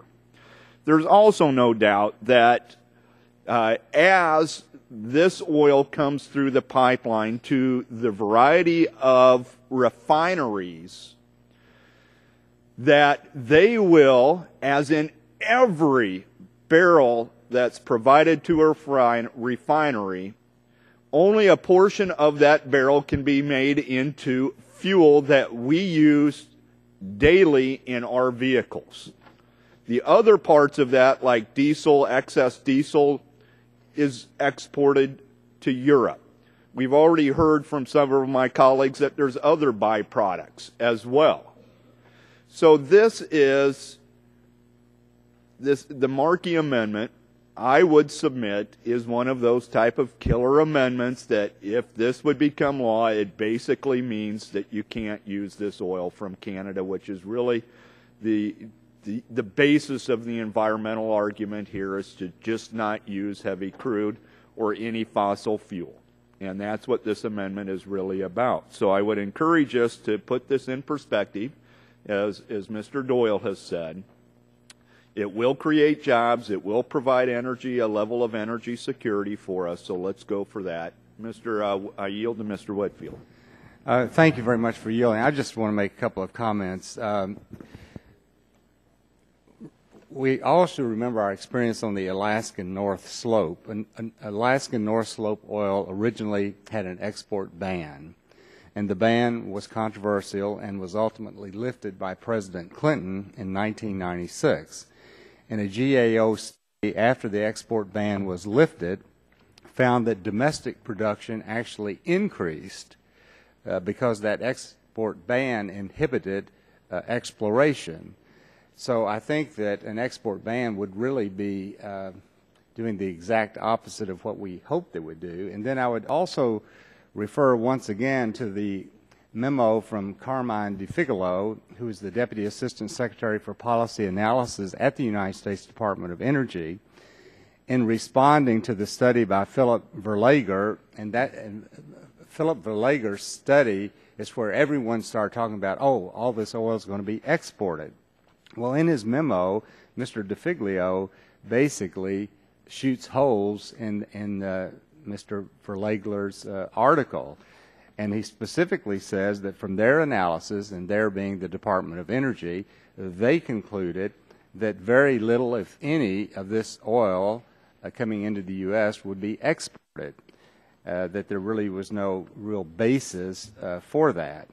But even if oil is exported, I, for one, think it might be beneficial to the U.S. because of our huge trade deficit. And, let's let the free market work. So I just wanted to point out those two things, and I appreciate the gentleman yielding time to me. Gentleman yield back. Gentleman yield Mr. back. Chairman. The gentlelady from Illinois, Ms. Schakowsky, is recognized for 5 minutes. You know, I want to agree with Mr. Doyle, who says, let's be honest about this legislation. H.R. 3548 is called the North American Energy Access Act. And at this point in the debate, it seems to me it ought to be called the North American Energy Export Act.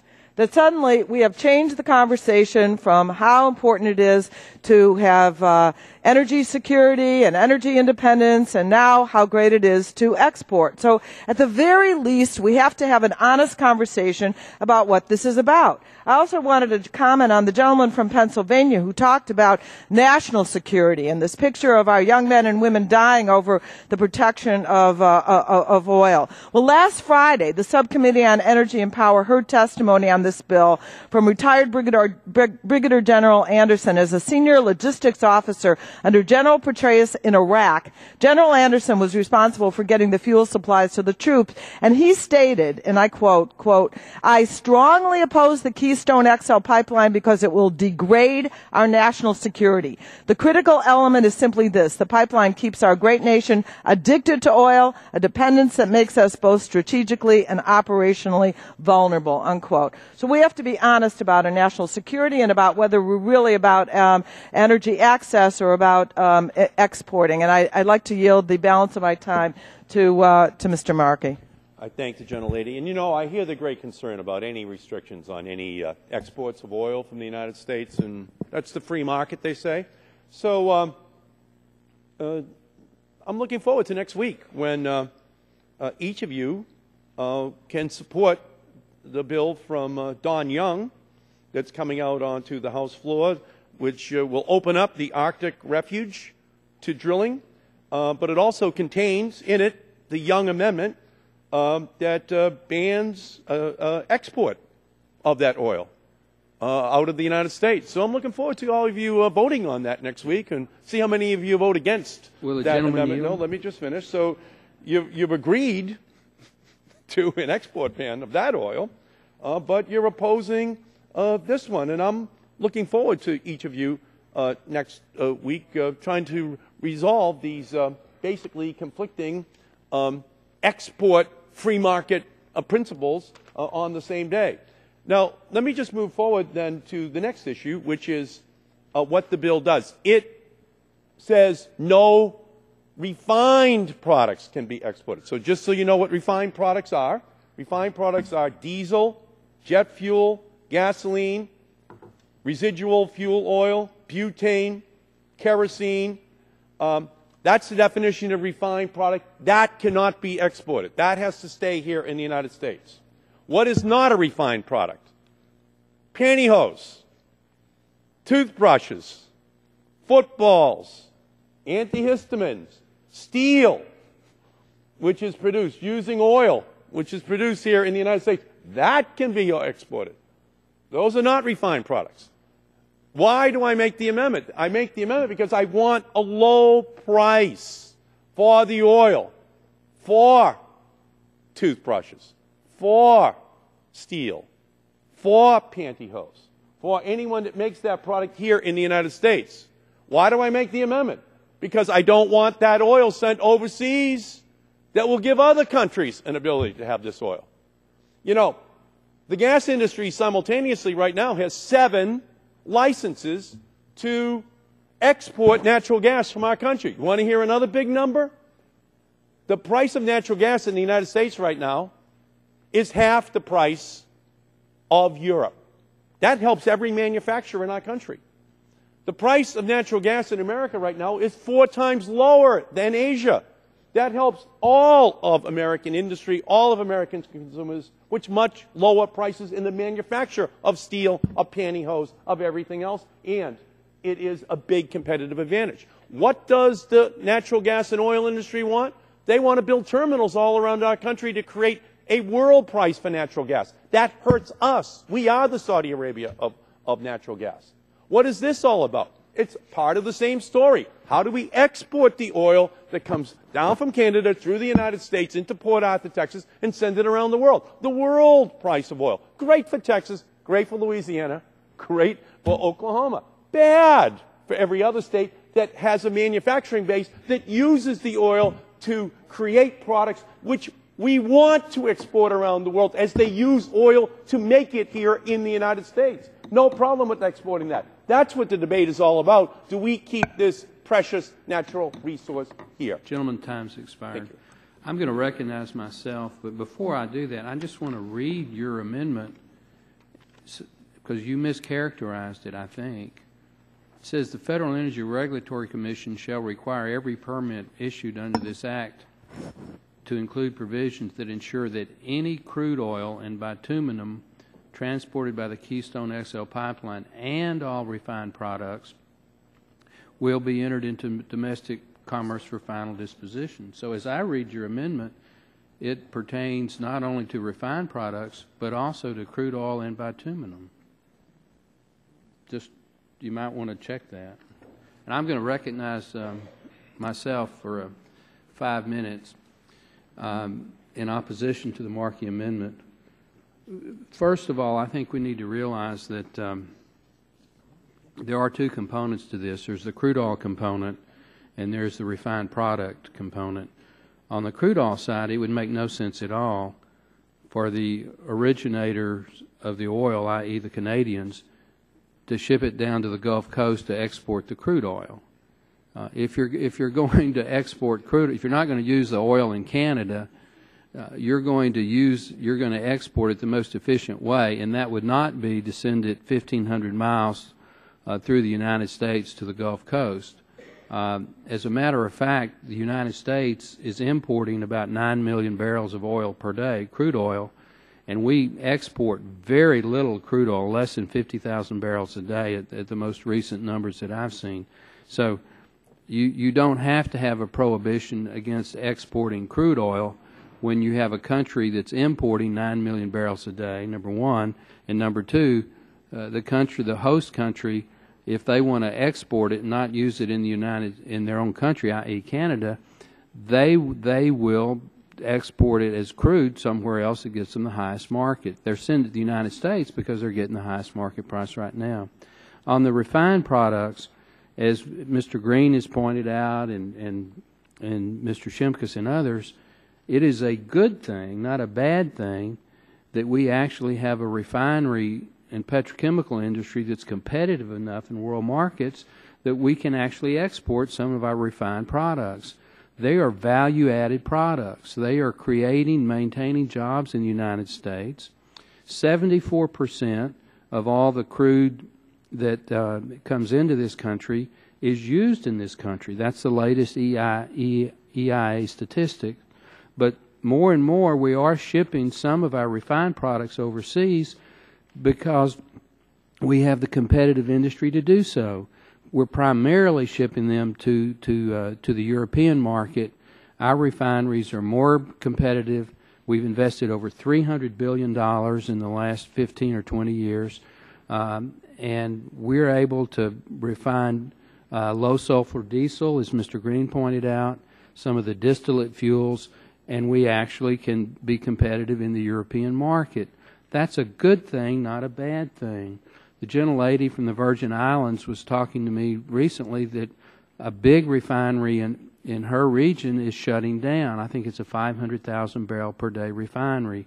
I believe it's a little bit older refinery. They're not as competitive, and as demand for some of these refined products has declined in the United States, which is their primary market, apparently they're not competitive enough to ship into the European market. So it's going to cost her territory quite a few very good jobs. So if Mr. Markey wants to offer an amendment to change the Young amendment on the floor next week, I'll support it and vote for it. I think maybe he's only putting that on there to try to get some Democrat votes. Will the gentleman yield? Briefly. I would think that the entire Republican majority on this committee would make the amendment against the Young amendment to export the oil. That's your position. It's Mr. Young's bill, but you don't want any restrictions on it. If you'll go to the Rules Committee and I ask for an amendment to strike that portion of the Young amendment or the Young bill, I'll support you on that, because I happen to agree with you that you shouldn't have restrictions on any product. I agree with that part of the Young bill. I agree with. I don't agree with the drilling in the Arctic, but I do agree if we're drilling in the Arctic refuge, it should stay here. In the same way that if we're going to let a pipeline come through the United States, we should keep it here. Reclaiming my time, it's been pointed out, we have a competitive refinery industry in the United States because we've invested billions of dollars, and there is slightly excess capacity. U.S. refineries are operating right now between 85 and 90% of their boilerplate capacity. So I think it makes some sense if they're competitive and we can export and keep the manufacturing, i.e. refinery jobs in the United States, that we should do so.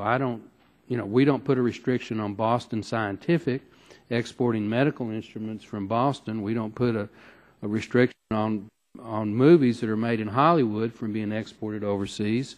So if we have an industry that's actually competitive, I don't see a reason to put a restriction on exporting refined products. Would the gentleman yield? In my last 1 second, sure. The big difference is that oil is the reason we're over in the Straits of Hormuz. Oil is the reason we're over. That's the big difference between that and toothbrushes. We aren't reclaiming my every other time. issue. We are oil actually is the number one security risk to our country. We are actually importing less crude oil than we were. With that, my time has expired. Who seeks recognition on the minority side? The gentleman from Texas, Mr. Gonzalez. Thank you very much, Mr. Chairman. I think Mr. Markey understands that his amendment is not going to pass, but as Mr. Doyle said, it is instructive and gets us into a real debate, and maybe it's economic heresy, that supply is not going to determine price. And that is the reality. I've already indicated I'm for increased domestic production. I've indicated I'm for the Keystone so that we still have the producers in North America as opposed to the Middle East. I understand that concept, and it is an important one. But I have members on the other side depicting the oil industry much like it was depicted in the movie Giant with Elizabeth Taylor and Rock Hudson and James Dean. It's changed. It's totally different. What I'm hearing over there, and I'm just assuming this because I've never been in the oil and gas business, but if TransCanada is producing the oil, are we saying that they're going to put it in this pipeline and then they're going to find some end user wherever it's going to be stored or whatever?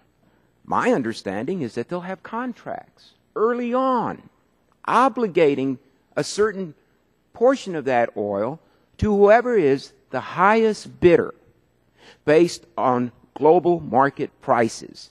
I said this last week at the hearing, but unless something has changed drastically from last May 15th, Dallas Morning News, on a story by Kevin Hall and Robert Ranking, a quote, some 70% of contracts for future oil delivery are now bought by financial speculators, largely big investment banks and hedge funds, who never take control of the oil. They just flip the contract for a quick profit. Only about 30% of oil contracts are bought by a purchaser that actually intends to use the oil, such as an airline. That's according to Commodity Futures Trading Commission, which regulates trade in those contracts. Michael McMasters, a professional Wall Street investor, testified before Congress repeatedly that speculators are pushing prices well beyond what supply and demand warrant. That is the modern marketplace in America today. Now, I will say that it will supply us with oil produced in North America, and that obviously will provide some sort of national security. To my good friend Ed Markey, I disagree. I think it will. But it will not supply us with a more reasonably priced gallon of gasoline at the pump. It's not going to happen. And this is my last year in Congress, but I would imagine all of you that will be returning will be in this room when gasoline is $4 to $5 a gallon, trying to explain why the Keystone Pipeline, which eventually was permitted and built, is not producing an affordable gallon of gas for the American consumer, which is draining our economy and will continue to drain our economy with high fuel prices. I'm going to share Mr. Markey's, I think, basic tenet in what he's trying to show. It's not truly a question of dependency on foreign oil. That is the central question.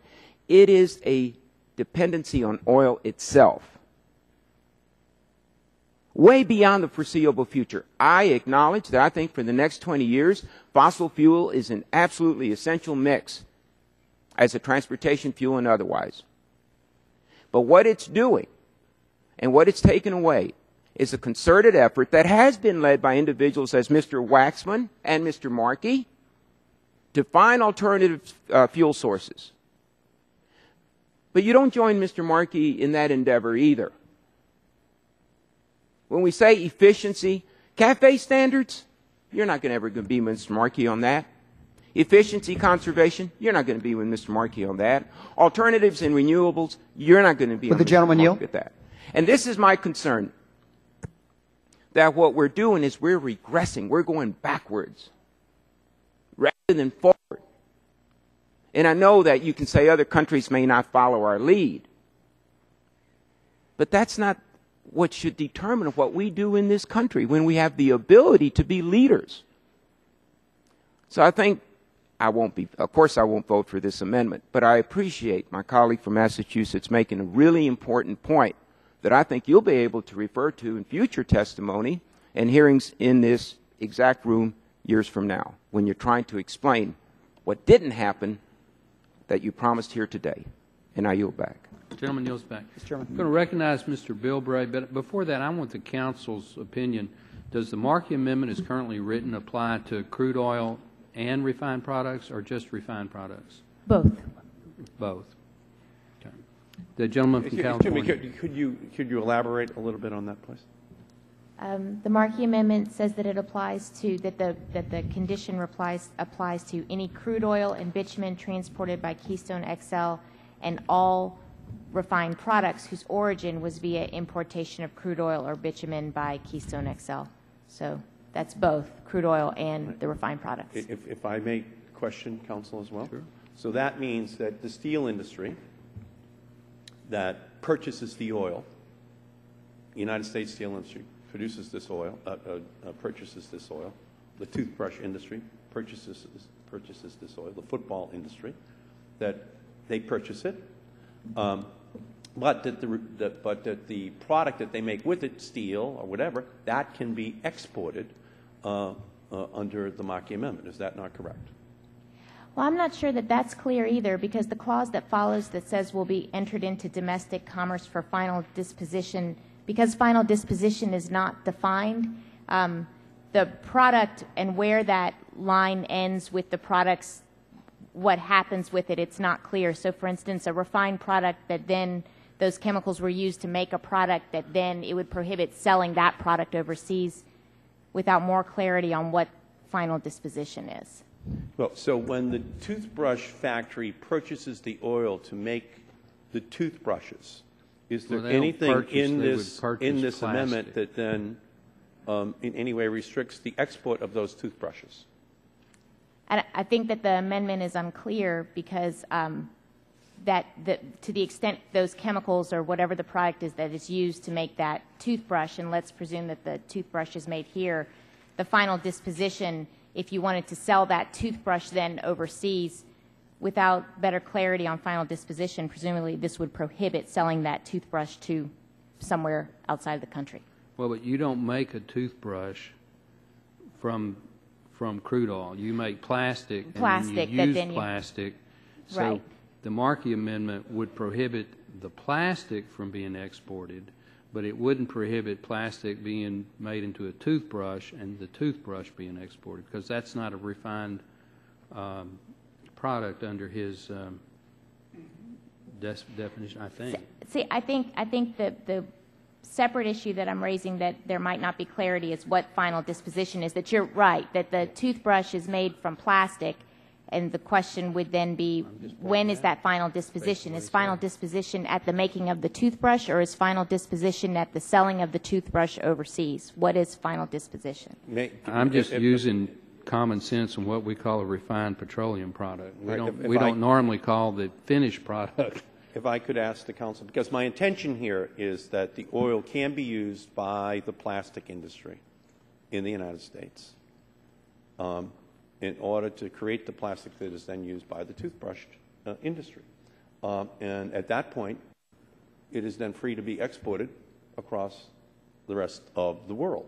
I'm sure So that is the intent of the amendment. And as far as I am concerned, that is what the amendment, in fact, does accomplish. The gentleman may want to withdraw his amendment, because that's not the way it reads.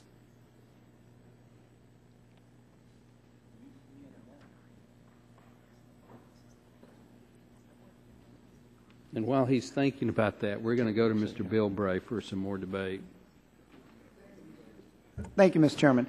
Mr. Chairman, let me sort of respond to my dear friend from Texas' comment about support for green fuels on this side. I asked him to take a look at my bill that has been co-sponsored by a Democrat that addresses a true green fuel, and that is giving equal tax and blender benefits to a true green fuel, algae fuel, that is now being given to a fuel that some claim are green, but some of us question. In fact, our slogan in California now is algae's green, and the fact is you can talk about corn as yellow.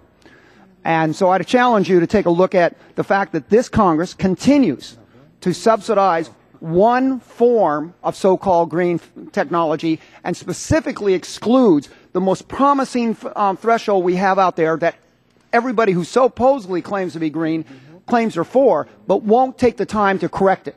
And we'll go back and talk about that later. But let me just say, Mr. Chairman, it is interesting that I was looking that the Obama administration offered $34 billion to the auto industry in this country in grants and loan guarantees and a lot of other. We're not talking about giving permits. We're talking about getting money. And when the administration gave money to the auto industry, I did not see any condition of those loans that required that the autos only be sold in the United States. Even though the strategy was sold that we were going to make America accessible to new fuel-efficient automobiles. But with that package, the Obama administration did not place the condition on the auto industry for $34 billion that this amendment is proposing to place on this pipeline. Now, look, we're talking about regulations here. The whole issue that we should, on both sides of the aisle, recognize that we talk about energy independence. We talk about job creation. Well, let me tell you something, guys. As somebody who spent 16 years working, 15 years working as a regulator, government regulation is one of the major barriers to the creation of jobs and energy independence in this country. And if we're not brave enough to admit that we've overregulated and strangled the ability to create jobs and create energy in this country, we'll never serve our constituency. Now, let me bring up this issue of export. I was one of those regulators that not only mandated the use of low sulfur fuel. In California, we require ultra-low sulfur fuel. That fuel has been outlawed in many non-attainment areas around this country under direct mandate out of the EPA and the Clean Air Act. Now, if the gentleman from Massachusetts wants to place this amendment on this bill, is he also willing to exempt all fuel mandates and eliminate all fuel mandates and clean fuel mandates that may be affected by this amendment? Because let me tell you something, a lot of this exported fuel is higher sulfur fuel that cannot be used in many places in this country. So you can't play this game and not go back and take a look at what's driving the machinery. And so much of this action that you don't like to see is being driven by the regulations mandated by this Congress and by the federal government. And then we are upset about the results, but we don't want to go back and correct it. And I just want to point out the biggest problem, Mr. Chairman, of things like Mr. Waxman's so-called renewable fuel mandate is not that we try new things or that we make mistakes, but 25 years later, 20 years later, we are not brave enough to admit we made a mistake and go correct it. And we just keep throwing money at the regulation rather than correcting it. I yield to the gentleman from Mr. Gingrich. Yeah, I thank the gentleman for yielding. He kind of stole my thunder in regard to the automobile industry. Chrysler and General Motors go $25-35 billion bailout. Certainly, as Mr. Bilbray pointed out, no restriction in regard to selling those automobiles in the non-domestic market. I don't think that you would hear the success story that they're purporting today if that had been the case. But let me go back to this issue of refined products. I think we owe Mr. Markey a debt of gratitude. I would say all the women of the world probably are very pleased to know now that pantyhose is a refined product. They may be a little disappointed in China and Taiwan and South Korea to know that they can't go shop and get pantyhose made in America. In this business about the toothbrush, I guess it's okay we can sell a toothbrush on a stick, but not a toothbrush on a plastic handle. Mr. Markey's amendment is not a good amendment. I know he's been looking at it, thinking about it, and I hope he will decide to withdraw it because it really doesn't make a lot of sense. Time has expired. Does Mr. Dingell seek recognition? He's the only member on the minority side who hasn't spoken on this amendment. I have a splendid amendment to be offered later, but I don't seek recognition at this time. The gentleman from Louisiana, Dr. Cassidy, is recognized. I agree with Mr. Doyle. It's kind of time to have a little truth shed. I will say I'm kind of struck by the hostility to the blue-collar jobs that this amendment expresses, and I keep on wondering, why are they so hostile to these jobs? Even kind of broaching into jingoism. I've never heard foreign so much today. But that said, let's just kind of inject some truth. First, there is a decline in oil imports from Mexico and Venezuela, and this oil will replace that. Secondly, The question is whether or not this is going to be shipped overseas. I'd like to submit for the record a report from the Department of Energy, but let me cut to the chase on this particular part of it. The Department of Energy says it concludes that exports of Canadian oil sands from Port Arthur are unlikely. Okay, so this is a Department of Energy statement. Again, let's inject some truth. But then Mr. Markey says, oh, heck, if it's unlikely, let's just go ahead and outlaw it anyway. No harm, no foul.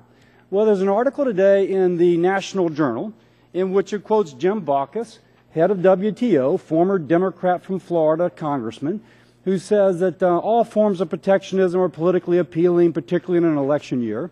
He then adds that, but there's recent action by the United States against China for a similar export restriction, similar to this, of China not allowing commodities. And we have said that China has broken free trade laws with their system of export taxes and quotas. He goes on to say that we would be at risk of offending the same law that we are kind of going after China on if we attempted to do something as well. Also, Michael Levy, an energy expert at the Council on Foreign Relations, is quoted in the same article. If this was somehow effective at trapping product in the United States that otherwise would be exported, the ultimate impact on gasoline prices could very well be bad rather than good.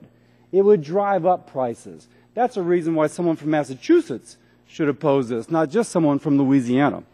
Now, then there's the issue of whether or not sending it to Port Arthur Free Trade Zone allows it to evade paying U.S. trade taxes. Well, with respect to U.S. taxes, the fact that Port Arthur is a free trade zone, this is a different source, has no bearing on U.S. revenue from Canadian oil sands imports or exports. These imports, just like the Mexican ones, are not subject to duties under NAFTA. We looked it up. I think, Mr. Markey, you voted in favor of NAFTA. So actually, the tax treatment of this product is not related to the free trade zone. It's related to the NAFTA treaty, and maybe we want to revisit that. But again, I'm not sure why suddenly that becomes something which we object to. Lastly, I said, well, what is the true agenda? Why are they hating these blue-collar jobs? Why are these guys and gals who will be able to work, have benefits, have good wages, not being supported by my friends on the other side of the aisle? And so my last thing I will read is from the New York Times. The New York Times. I mean, you know, obviously the New York Times. We all know what that means. And so this is an article from The Poison Politics of Keystone XL. As it turns out, the environmental movement doesn't just want to shut down Keystone. Its real goal, as I discovered recently talking to the executive director of the Sierra Club, is much bigger. It's part of a broader effort to stop the expansion of tar sands. It is based on choking off the ability to find markets for tar sands oils. The writer in the New York Times goes on to say, this is a ludicrous goal. If it were to succeed, it would be deeply damaging to the national interests of both Canada and the U.S. It has no chance of succeeding. Energy is the single most important industry in China. Three-quarters of the Canadians agree with Harper's diversification strategy. China's thirst for oil is hardly going to be deterred by the Sierra Club. There's at least one country in North America that understands where its national interests lie. Too bad it's not the United States of America. Both for our national interests and for the interest of our workers, and lastly, in the interest of truth, I ask both sides of the aisle to support this project. I yield back. Will the gentleman yield the last 40 seconds? I yield. I yield to you. Thank you. Just to remind people, when you speculate on commodity products, there's winners and losers. So we always talk about those who win. We never talk about those who lose their shirt in that speculation. On commodity products, Canada is not in OPEC, which I think would be gratifying for us to have access to that oil. Keystone is not an oil company. It's a pipeline company. It does have oil companies that are partners in that aspect. But the people who are mining the oil sands are Marathon, Shell, BP, and China has a big interest.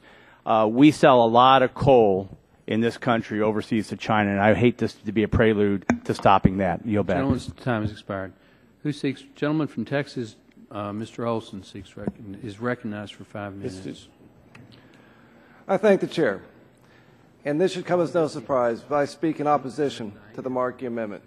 And being from Texas, though, I want to thank my colleague from Massachusetts for his advice about voting against his amendment. I can assure you I was going to do that. It's real simple. When a domestic industry makes a product that the world demands and pays American workers to manufacture, this is a positive development. When an industry here in the United States manufactures a product in excess of what U.S. consumers demand and is able to export that product overseas, this is a positive development as well. An industry that is this successful is able to hire more American workers and help decrease our trade deficit. We see this situation in many sectors of our economy. Heavy machinery manufacturers like Caterpillar, aerospace companies like Boeing, and yes, many Massachusetts lobstermen ship their catches abroad as well. It is obviously incorrect to assume that Boeing will produce the same amount of aircraft or lobstermen will set the same amount of traps if a significant portion of their demand is curtailed by law. The same applies to refined petroleum products. American refineries currently produce in excess of what the U.S. economy needs. Refineries will only supply what is demanded. If the Markup Amendment became law, refineries would be forced to reduce operations and lay off workers. I want to address another issue as a member of Congress who's flown actually in the Middle East. Even if some of our refined products are exported, Keystone crude would still displace OPEC crude that U.S. refiners currently import, refine, and yes, in some cases, export. It's important to have a reliable source of crude. The spikes we're seeing right now in the oil market aren't because of any supply issues. They're because of uncertainty in one part of the world, the Strait of Hormuz. We've had the Arab Spring. We've had countries fall, governments fall in Egypt, Libya, Tunisia. We've got Iran threatening to shut down the Strait of Hormuz. Again, I'm probably the only member of Congress who's actually flown on a mission through the Straits of Hormuz. It's very narrow, about 30 miles wide at its narrowest point. For you back in Texas, that's a distance from Houston to Galveston. Just zip down the freeway. And the way they've got these little islands in there, the commercial traffic, all the tanker lanes are very close to Iran. They're pushed to the northern part of the strait. It's very shallow, 200 feet. 30% of the transported crude flows through the Straits of Hormuz. If those shut down for any amount of time, maybe 2 months, prices are going to spike dramatically. So it is a national security issue. But you don't have to take my word for it. The Department of State agrees, because we've had a very similar issue about 3 years ago. A pipeline called the Alberta Clipper, which came from the same spot in Canada and came over to the Lake Superior on the Great Lakes. And this is the record of decision and a national interest determination by the State Department for the Alberta Clipper pipeline. I'll read one portion to you. It applies today. The Department of State has determined, through review of the Alberta Clipper project application, that the Alberta Clipper project would serve the national interest in a time of considerable political tension and in a time of considerable political tension in other major producing regions in countries by providing additional access to approximate, stable, secure supply of crude oil with minimum transportation requirements from a reliable ally and trading partner of the United States with which we have free trade agreements and further augments the security of this oil supply. If that rang true 3 years ago, it rings true more so today. Again, one other thing we need to talk to, this tar sands oil that has been, the other side is demonized, they also need to realize that this oil is going to be developed. It's either developed in Canada and sent here to our refineries, which are the most technologically advanced refineries in the entire world, the ones who are the best in terms of the environmental impact of producing this oil, or it's sent to China. That's a real simple choice for me. I mean, if my choice for my kids' future, if I'm going to bet on Canada or OPEC, I'm betting on Canada. I urge my colleagues to vote against the Markup Amendment. Thank the Chair. Yield back my time. Gentleman yields back. The gentlelady from California seeks time on her own accord, I believe. I do. Gentlelady's recognized for 5 minutes. Thank you, Mr. Chairman. This has been a very interesting debate, not only on this amendment, but on others that have been offered. And I've listened with a great deal of attention to what members have said on both sides of the issue regarding the underlying legislation. Let me just outline the things that really trouble me about this. First of all, I think that this is a terrible way to legislate. And let me tell you why. No presidential permit is required for the pipeline.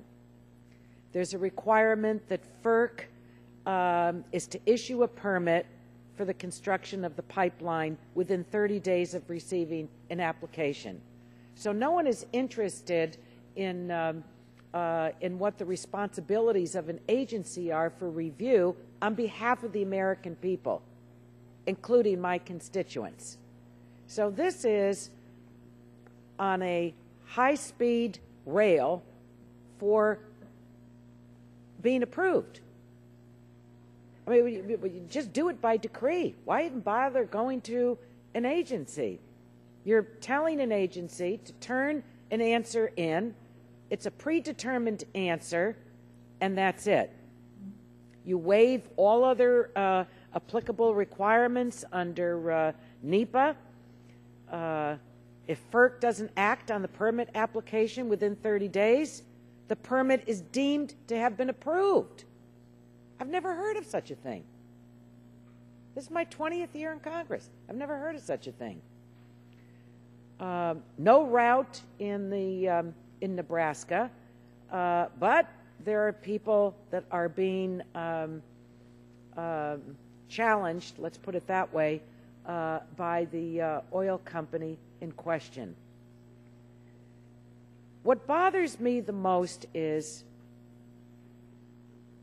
the sense that the American people have that we're not looking after them, that every other interest, special interest, whatever it is, whether it comes to money in campaigns, whether it comes to oil companies, whatever it is, that all comes before their interests. Are there some interests that are going to benefit from this? No question about it. No question about it. Do I think the jobs are inflated? I do. There are still some jobs that are going to be created in this. But what is so deeply troubling to me is how roughshod this is, that no matter what the facts are, they don't matter. They just don't matter. And I believe that this decision, if it's finally approved, it's going to come home to haunt us. It's going to come home to haunt the Congress because of the way it was done, and that the interests of the American people were not really taken seriously. I appreciate what people are saying on both sides about markets and how they work, and I think very good points have been made. And there may be some things in Mr. Markey's amendment that need some tightening up. But I think what's at the base of his amendment is, you better put the American people first in this. And you know what? Under the guise of oil, we're saying that we're putting their interest first, except no one can step in and do anything according to the underlying legislation, because you've already predetermined that they simply have to stamp the paper approved. That's not the way we're supposed to operate in Congress. And we're not supposed to operate that way, because we're supposed to be here more than anything else for the common good and the interest of the public.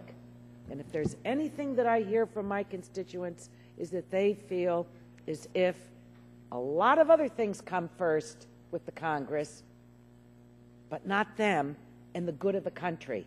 And they're worried sick about it. And I think that's really what's at play here today. So I appreciate the debate.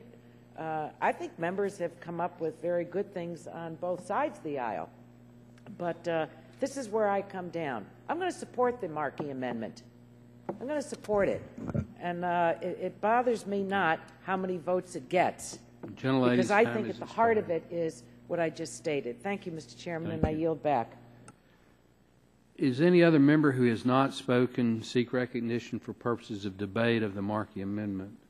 Seeing no member seeking recognition, time for debate on the Markey Amendment.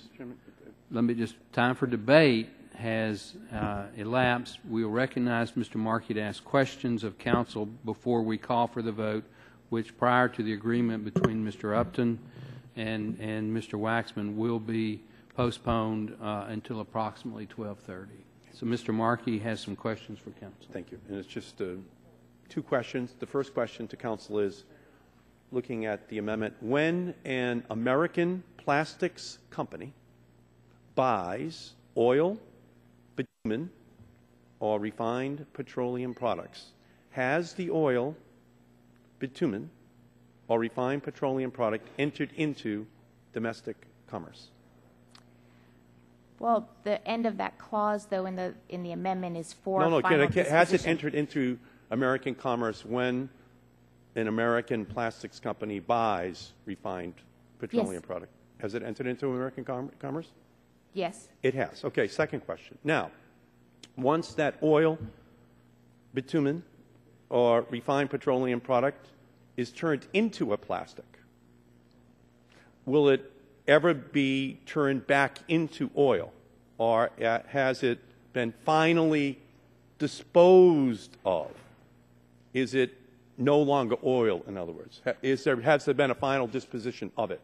I think that's the part that's unclear, looking at, for instance, and it can be, if that's, I think it's unclear what final disposition. If it is put disposition. into a plastic, if it's put into steel, is that not then finally disposed of? No, that plastic or steel could be recycled, for instance, or it could be transferred to be used for another can it be product. turned into oil again? Well, no, but whether or not that's disposition. That's the final disposition as oil, yes. Well, I think that's what's unclear, is whether or not it can be recycled again into steel or into plastics, but it cannot be recycled into oil. Is that not correct? Its final disposition as oil has already been reached. Is that not correct? Taking it to its most extreme, if it is landfilled and over long periods of time, it will become oil again. I mean, that's where things become unclear. Then it can be exported because it's in the landfill. Is that not correct? And no, it has I was been talking turned, about the and long, it has, the hundreds and of you're years saying long-term over a landfill. 50 or 60,000 year period, it can then be turned back into oil. Is that what you're saying? What? Over millions of years, like a dinosaur. Is that how you're reading? Is that the We're reading going to you're giving us dispose as of counsel? it at Yucca That it's Mountain. theoretically possible, like a dinosaur, for it to be turned back into oil, so therefore it's not its final disposition? Well, in reading the language, it didn't seem that final disposition was whether or not it could be turned back into oil. It says final disposition, and then it's what is disposed, and so that seems like the end of its life or the end of its use. No, it's where the oil, bitumen, refined product has been finally disposed. It's finally disposed of when the plastics company purchases it and turns it into plastic. Otherwise, counsel is giving us a totally absurd interpretation where it could potentially go to a landfill and over a million years be turned into oil again. That is an absurd interpretation by counsel. She is absolutely stretching this. It's the No, I amendment. don't. That I disagree with. I don't think that the language is clear. I can appreciate the interpretation that you have, but I think the language, as far as what final disposition means, is unclear. Final disposition is when a plastics company purchases it. The chair is going to postpone the vote on the Markey Amendment until the full committee chairman and ranking member are back from their other committee hearing. Mr. Chairman. Does any member seek recognition? Well, first of all, for what reason does the gentleman from Illinois seek recognition? Ask unanimous consent just to make a statement on pronunciation. Briefly. It's okay to use the word bitumen. The product is called bitumen. So we don't have to float around, what is this product? It is bitumen. Now yield back. You got to be careful how you say it. If I may, Mr. Chairman, in the interest of comedy, when you said Massachusetts instead of Massachusetts, there was no pronunciation correction. emanating from outside any more than I corrected my drill sergeant when he said Massachusetts. I have the benefit down. of the Texas exception. Yeah, that's what I'm saying. Which is however we say it, that's the way it is as far as we're concerned. And we say Nevada, not Nevada, and we or Oregon, not Oregon. So there are regional differences. But the FCC will not penalize us for saying bitumen. Let's get control of the committee. Mr. Chairman? The gentleman from Michigan has an amendment at the desk. I have an amendment at the desk. The gentleman is recognized for 5 minutes in support of his amendment. Mr. Chairman, I think it would be wonderful to be read because I'd like my colleagues to hear the admirable content of this amendment. The staff does need to hand out the Dingell amendment. And the clerk will report the amendment. Substitute amendment offered by Mr. Dingell of Michigan to the amendment in the nature of a substitute.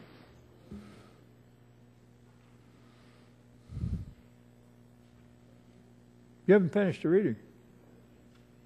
Without objection, considered as read. I'm enjoying Oh, you the want it reading, Mr. read? Chairman. I kind of like to have it read. Okay. Clerk will read the amendment.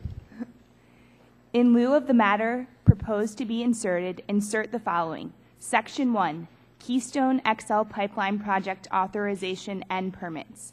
The procedures established under Executive Order 13337 as issued by President George W. Bush on April 30, 2004, shall be carried out with respect to authorization of and permits for the Keystone XL Pipeline Project. Thank you. The gentleman is recognized for 5 minutes. I thank you, Mr. Chairman. You will note, my dear friends and colleagues, that this amendment is going to utilize the procedures set forth by President George W. Bush on April 30, 2004, with regard to the permitting of the pipeline. The amendment would require that approval and permitting processes follow clearly understood processes established by President George W. Bush. My friends in the majority who have been pushing so hard on this issue are concerned about the amount of time it's been taking to approve the permit to build this pipeline. In the executive order in question, President Bush established a timely process in which an issue like this can be considered. Agencies can be consulted regarding the permit application, are required to submit their views within 90 days. The environmental review can be completed, and experts who know about this subject and project like this can and will be consulted. And it will be dealt with by agencies with greater expertise than by the State Department on matters of the permitting that will go forward. Instead of allowing this process to play out, Congress has chosen to rush the administration even though there are serious problems with the route of the pipeline. And well-established and well-understood mechanisms for issuing permits of this kind are unfortunately disregarded in the legislation before us. The legislation before us is going to be a splendid source of litigation, lawsuits, ill will, and political troubles by reason of the fact that a whole different mechanism is substituted over the well-established practices which take place under the regular permitting process. This is a 1,700-mile pipeline that's going to cross rivers, aquifers. It's going to go across public lands, parks, farmlands, through municipalities, and it's going to create an absolutely magnificent opportunity for litigation and ill will.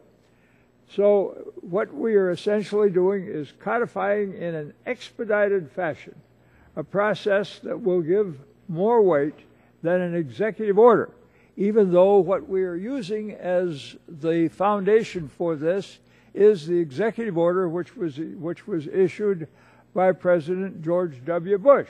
It was his intention at that time to follow forward and to see to it that this process moves speedily. I happen to be a friend of the pipeline. I want to see this pipeline built. I want to see it start moving oil down to the refineries in the Gulf states.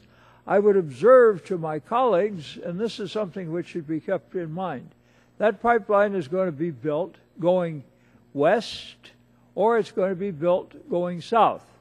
I want to see it built going south, because if it's built going south, it goes through the United States, and it uses U.S. steel and U.S. labor. It also will see to it that the refining is done in the United States and not in China, because the United States will get the business, but more importantly, it will also do so in a careful and responsible fashion, which we will not see done if it is done in China. And we need the oil. The oil is going to come, and it is going to be produced in one way or another, and we might as well see to it that the benefits are derived by the United States. Having said this, we are simply codifying the process, expediting the matter, and avoiding a prodigious wealth of litigation which will occur, and which I can assure you will be handled very well by the environmentalists in their opposition to the pipeline and the production of the oil.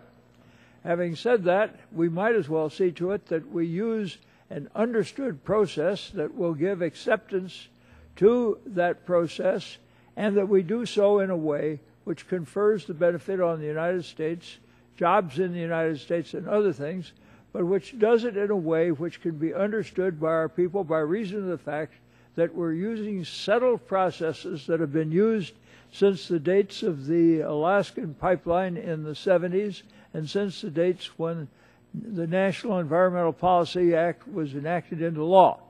This is, if you want to solve the problem that is before us, and if you want to come forward with something which in fact really does work to abate the problems that we are concerned with here today, then I would urge my colleagues to support this amendment and to see to it that it goes forward, because in so doing we will be choosing the fastest way, most free of the excessive litigation which is going to be triggered by the bill as it is written before us now.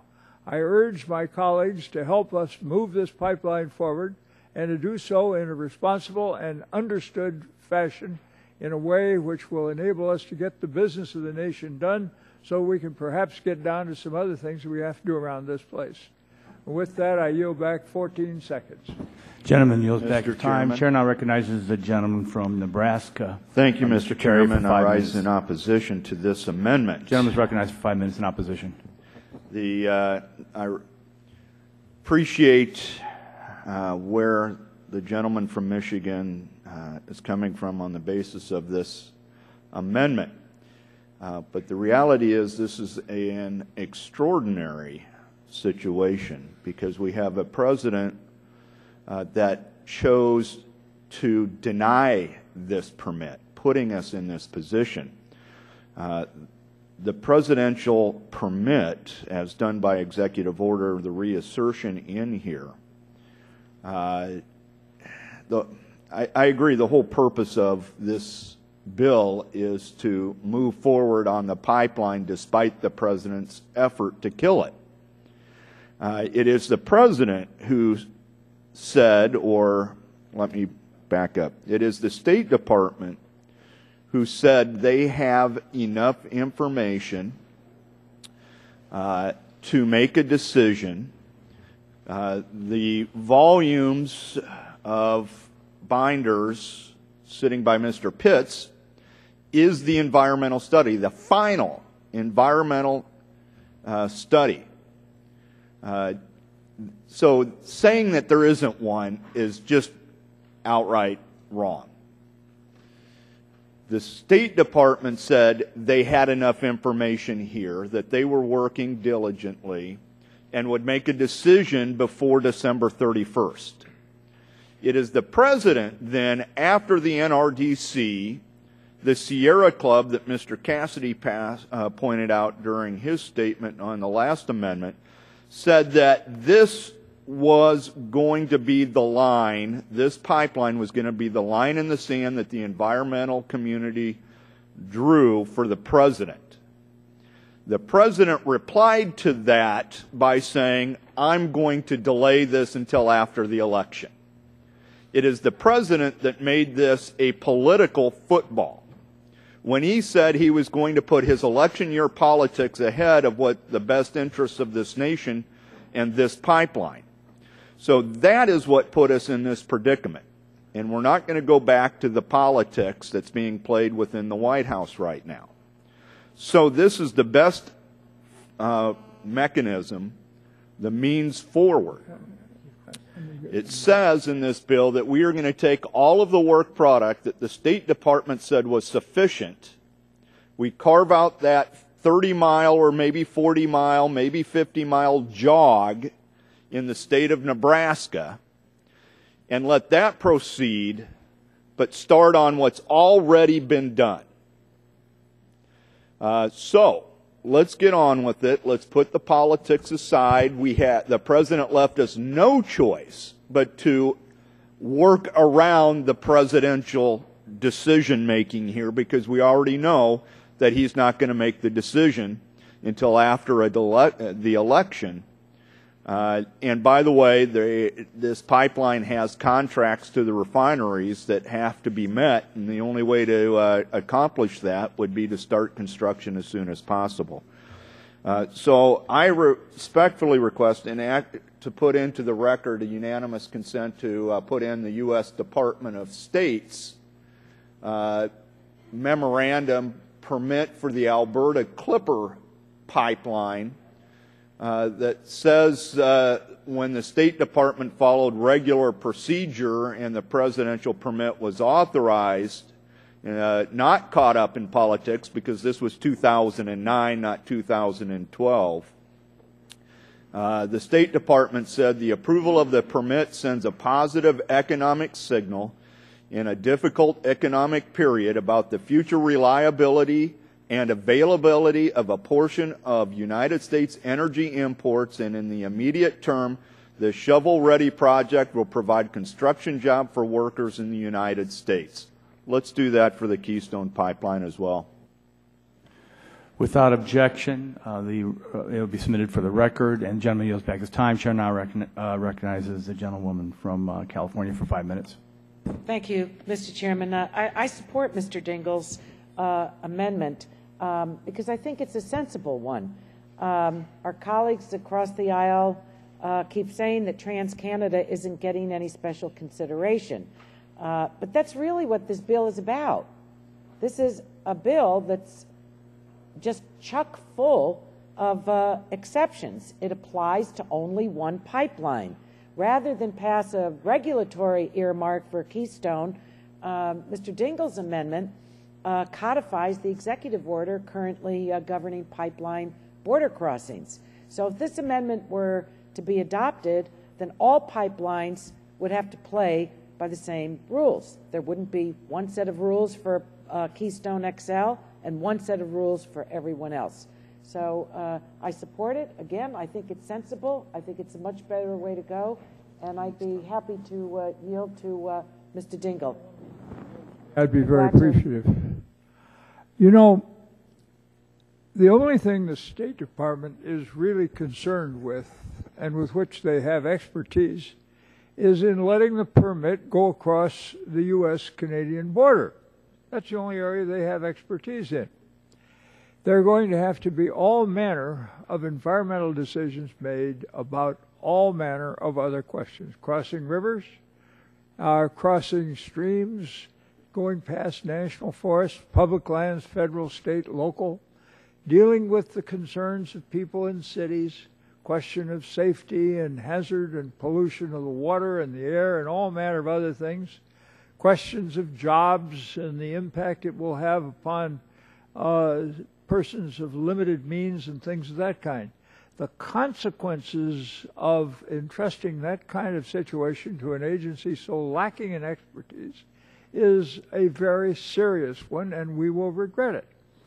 The other point that I'm trying to make, and apparently I can't seem to get through to my colleagues, is that you are substituting here in this legislation something which is a totally new and poorly understood process.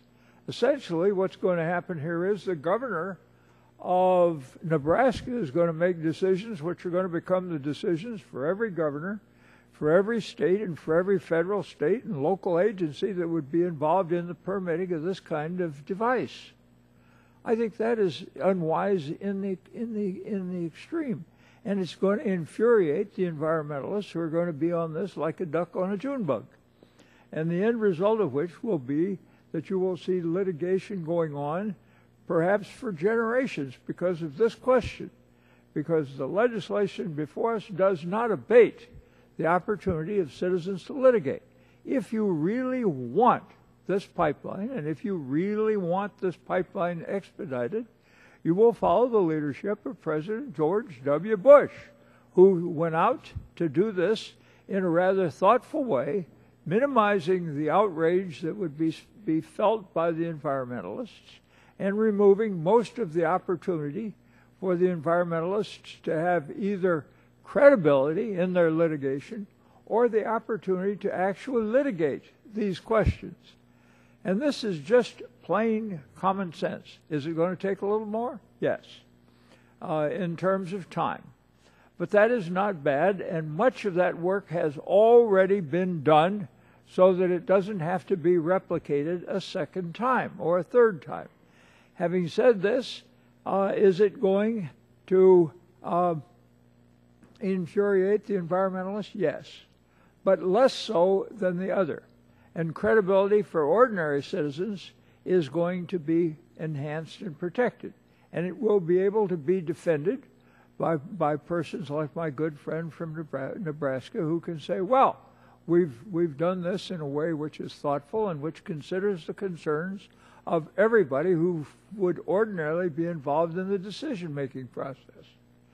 I'm not going to tell you that anybody is going to be satisfied with the result of this or any other amendment that we're going to be offering today or the legislation that's before us. I can only tell you that if we're going to do this, let's try and do it in the most sensible way, avoiding the difficulties which would be created by setting up a curious new process which is going to infuriate the environmentalists and cause all manner of litigation. And let me remind you that when these matters get into court, they stay there for a long time. And let me remind everybody on this committee that the environmentalists have established a splendid system of environmental law in which they have law firms that are just salivating about the prospects and the possibilities of taking this kind of thing in the form of the legislation before this committee to court so that they can have great fun. And in the process, you are creating, believe it or not, a splendid Full Employment Practices Act for the lawyers. I urge you to accept the amendment. It will save time, money, and it will get the pipeline built more speedily. And I thank the gentlewoman for yielding. Generally, yields back her time. 2-6 recognition. The gentleman from Kentucky for 5 minutes. Thank you very much. And we all certainly have great respect for the gentleman from Michigan, and his amendment would basically put this project back to where it was. And in our honest view, the president himself, Mr. Obama, politicized this issue when he originally indicated that he was going to postpone any decision until after the election. And that's okay because, you know, politics is politics, and we play our politics, you play your politics, the president plays his politics. But the reason that we feel that this is imperative is because those of us on this side genuinely believe that it is in the national interest that this pipeline be built. And if we return to the executive order that was used by President Bush, I'm convinced that the pipeline will never be built. And I also do not have any illusions that if this pipeline is built under whatever circumstance it's built, that there will be plenty of lawsuits. In fact, the other day, I was talking to some people at EPA, and they've indicated they have like 700 lawsuits over at EPA pending right now under the Clean Air Act and Clean Water Act alone. But when the president made his decision and he said, I have not had enough time to review this, it left the impression with the American people that, well, the route changed, therefore there really hadn't been enough time to look at this. Well, there's been 40 months to review this pipeline. 11 agencies have looked at it in the federal government. There have been 7 committee meetings. There have been 2 bills that have passed the House of Representatives, and one was even signed into law by the President. Secretary of State Clinton herself indicated at her speech at the Commonwealth Club in San Francisco in October of 2010, when asked a question, are you going to approve the Keystone Pipeline, she said, I'm inclined to do so based on the information that we have. So really the only thing that has changed here is the 60-mile route in Nebraska.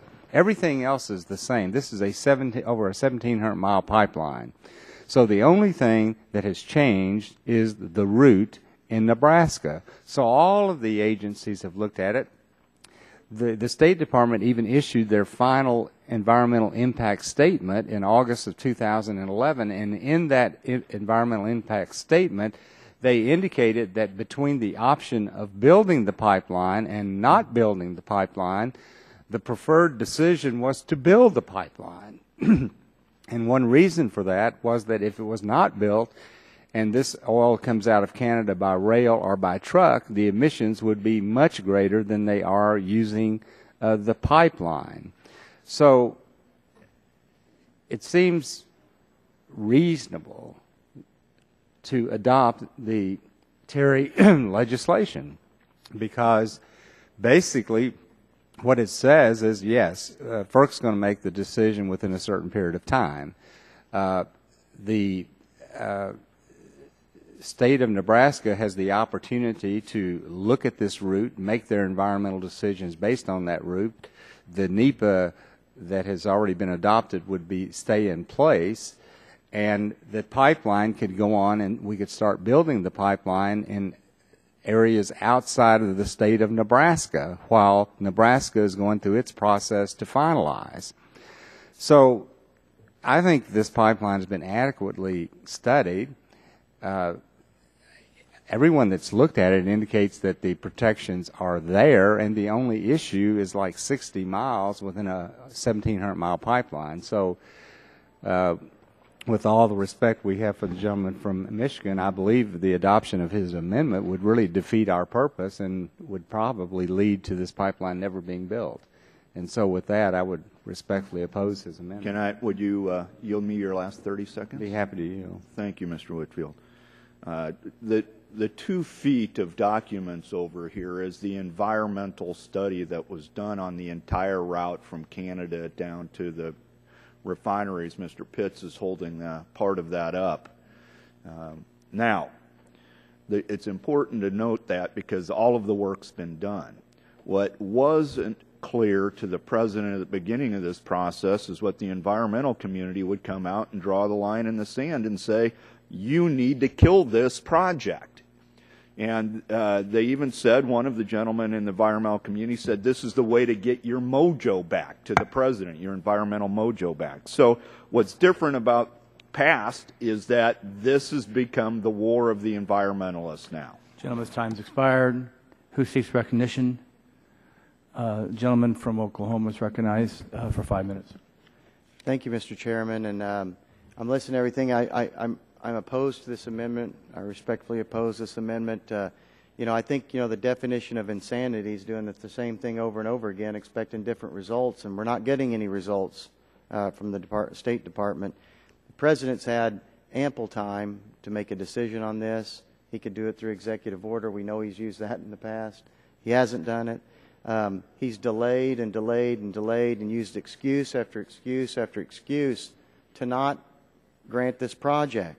The President has really failed in this case.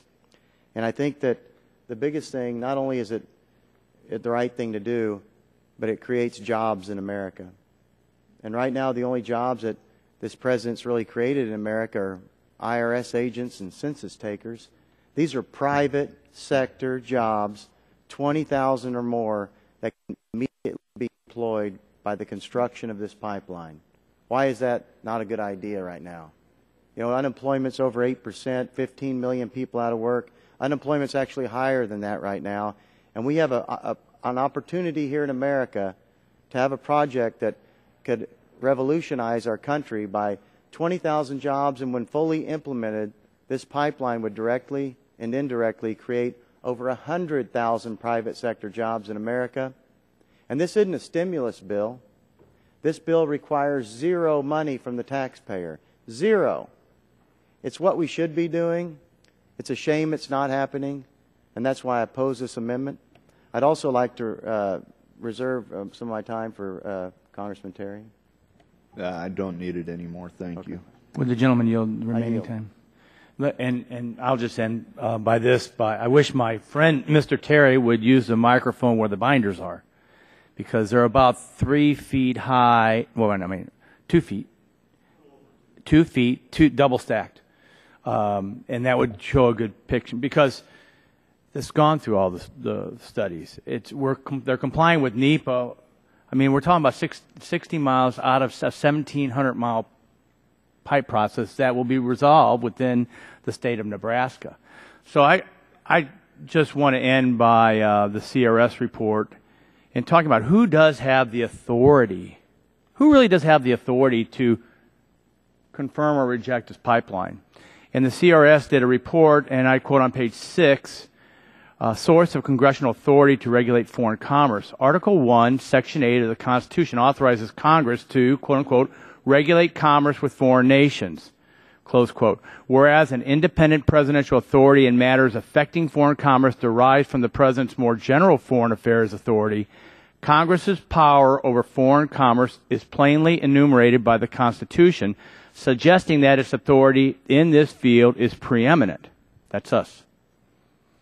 In a review of the origins of the Constitution's Foreign Commerce Clause, the Foreign Special Counsel of the Department of Justice Office of Legal Counsel emphasized the placement of the foreign commerce power with Congress, stating that the power to regulate foreign commerce at the national level was to be vested in Congress. The debate at the Philadelphia Convention over whether or a bare majority or a supermajority of each house was required to enact foreign commerce regulations demonstrates that the framers intended such regulation to be made by a legislative body rather than an executive or a judicial one. And with that, I'm pleased with this movement by my colleague from Nebraska. I think we're on firm legal ground, and we'll revisit this again. With that, I yield back my time to the gentleman from Oklahoma, who then yields it back to me. Is there anyone else seeking recognition? Seeing no one, the question is on the Dingell Amendment. Per the agreement with Chairman Upton and Ranking Member Waxman, votes will be postponed on the Dingell Amendment at 12:30 when the conference committee returns.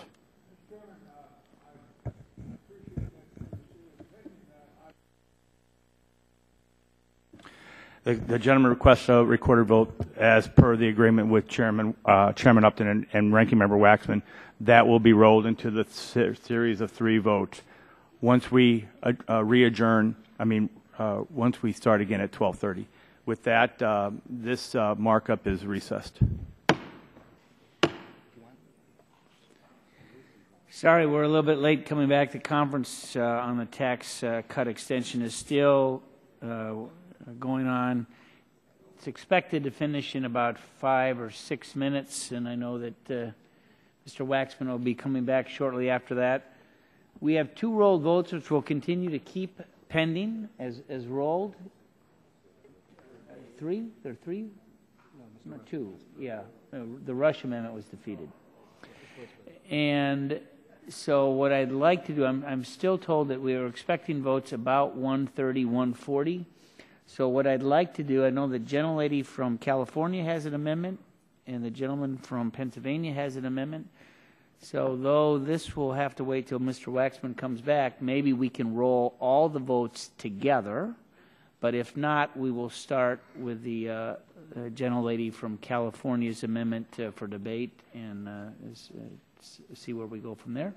Yeah, and the gentlelady asks that her amendment be offered. We'll ask unanimous consent that it be considered as read, and the staff will distribute the amendment. And the gentlelady is recognized for 5 minutes in support of her amendment. Thank you.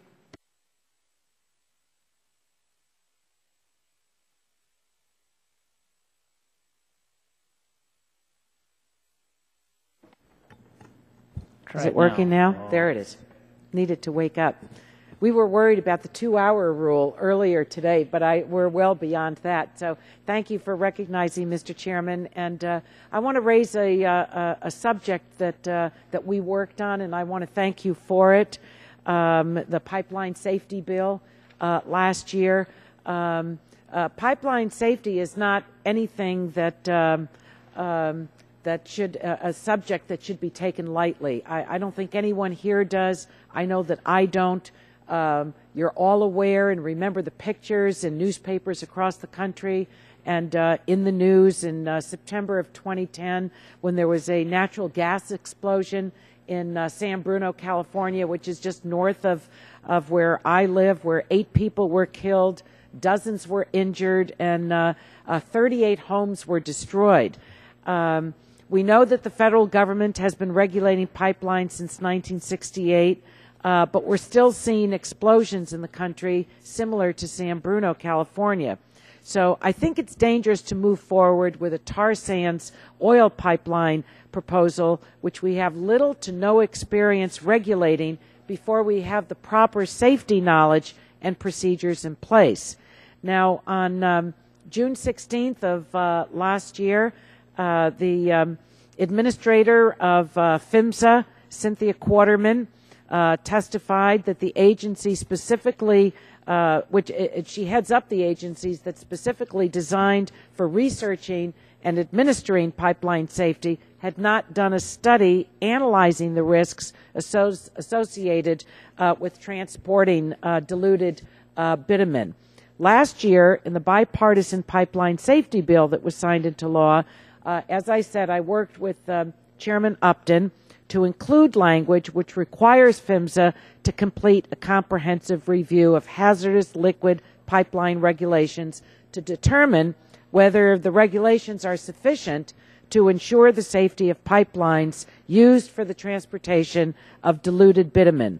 So what my amendment today requires is that FERC review the results of a PHMSA study before issuing a permit. That's really what the heart of the amendment is for the Keystone XL Pipeline. Under the amendment, construction of the pipeline could begin, but not until we know the standards that are in place for the safe transportation of diluted bitumen. I think the study is important for the safety of the American people, which I raised earlier.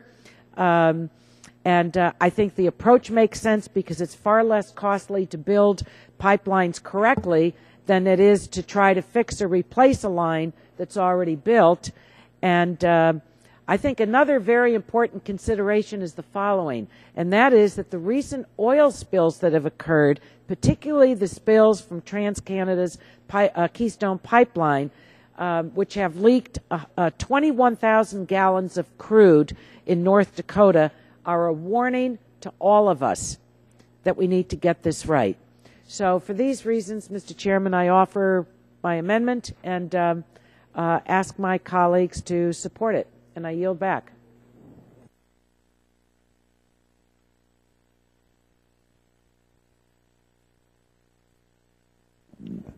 You yielded back? I did. Are there other members wishing to speak on the amendment? If not, I would let me yield myself 5 minutes. Gentlelady is correct. I supported her amendment. We did a study as part of the pipelines safety bill. As you know, that study is not supposed to be done. I don't understand until mid 2013, July of 2013. So I would note that oil sand crude has been transported in pipelines for decades, and though I supported her amendment for a study, and anxious to see what that study is, and made a promise to the gentlelady that if I was still chair at that point, that we would take that study up under review to see if we needed to address legislation down the road at that point. I do think that this amendment would delay the permitting of this pipeline, knowing that in fact we've used pipelines to transport this oil sand for some time, and therefore would urge that it be defeated. Mr. Chairman, would you yield? Would you yield, Mr. Chairman? Let me yield to Mr. Shimkus, Sure. and then and yourself. Thank you, Mr. Chairman, and I'll be real brief also. When I visited the oil sands where they mine and then they boil the oil off the sand, and then they put it in pipeline. There's a 250-mile pipeline from Fort Murray down to Edmonton that's been doing this, as the chairman says, for decades. And no one's going to say the Canadians aren't concerned about environmental stewardship of the land, or that they're unconcerned about spillage of the pipeline. So I'm less concerned. I think the Keystone Pipeline spills were at pumping stations, and those issues have been resolved and rectified and remediated, and we don't live in a perfect world. So you know, if there is contamination, it gets remediated, then you move forward. So I'll then yield back. Mr. Chairman, I'm yielding back to the chairman. Chairman Upton, yield back to you. Yield now to the gentlelady from California. I just wanted to comment on your comments, Mr. Chairman. That was the period of time that you mentioned is the maximum allowed for a study. That's not the earliest date, so it kind of undermines what you said. I know you don't support the amendment, but it seems to me that we are, again, on a, as I mentioned earlier today, I think we're on a really slippery slope. We pass laws, we work together, we put things on the books for the benefit of the American people, and then what do? We come along today and we leapfrog over what the work that we've done. So, but it can be done in a shorter period of time. That's the maximum, and I appreciate your yielding. I appreciate the clarification, and will reiterate my pledge that if, in fact, they come back sooner, next month, whatever, if they have some serious issue that they'd like to raise with us, look forward to working with the gentlelady to address it. And yield back my time. Is there further discussion on this amendment? Mr. Well, it was my time before, so Mr. Waxman. Thank you, Mr. Chairman. As I understand that the amendment that's before us is to ask that there be a study about the safety of transporting tar sands, sludge, or bitumen that's commonly diluted, so they can be forced through this particular pipeline. The government agency involved had never done this study. I think it's reasonable to request it and to understand what if we're going to undertake additional risks. And I don't think we're talking about a huge delay in time. So I strongly support the amendment. I'd be happy to yield to the gentleman if she wants more time, but otherwise. No, I appreciate it, and I think that in the haste to somehow jam this thing through, that we're really overlooking some very serious things. For those that are totally committed to the pipeline being built, I think you undermine your case by leapfrogging over very important things. And I mean that sincerely. I mean, at the end of the day, people hold their own views on these things. But I think that this is really an undermining process, and I don't have a good feeling about it. I think it's going to come back to haunt us. So thank you, Mr. Chairman. Thank you. I want to yield. Yes. I want to take back my time Sure. and just point out that this study is going to be done. It's prudent, and it seems to me wise policy. In fact, we owe it to every farmer, rancher, citizen along the proposed path of this pipeline to make sure that adequate safety standards are in place. And this review, if we don't support this, it's consistent with the whole bill that's before us. Don't get the facts. Let's just make the decision. Let's make sure that the XL pipeline can go. We don't want to know what the route's going to be. We don't want to know whether it's safe or not. We're just going to move forward. And then when the study's done, we can find out afterwards that there are safety problems that we didn't know about, and we didn't care enough to hold off at least to get that information. So I strongly support the issue amendment. Yield back. Mr. Upton. Yield back.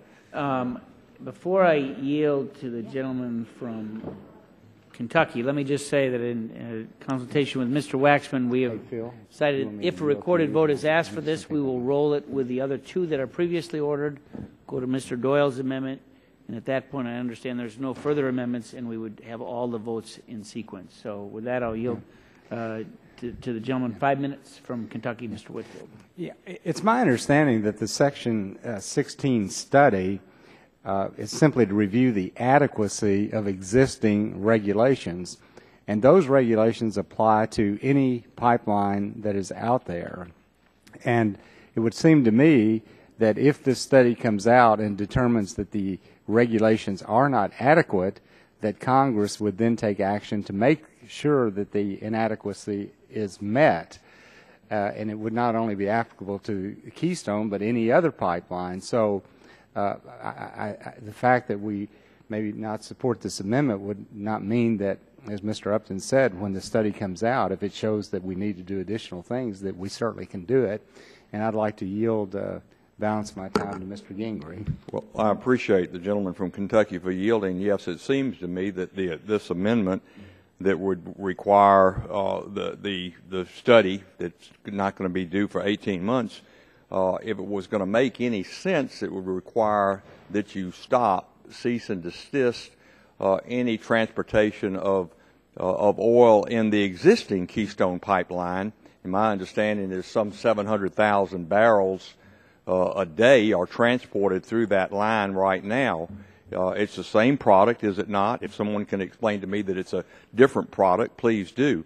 But if it's the exact same product and we're transporting it through the Keystone pipeline, this Keystone XL just allows for more, maybe 60% more transportation of the very same product through the very same type pipeline that runs just a little bit different route, goes to more refinery sites in the United States, helps us to increase domestic production, which we talked about over and over and over again. So, if this amendment were approved, and if you took it to its conclusion that you would just literally shut down the transportation of the crude tar sand oil through the existing Keystone pipeline.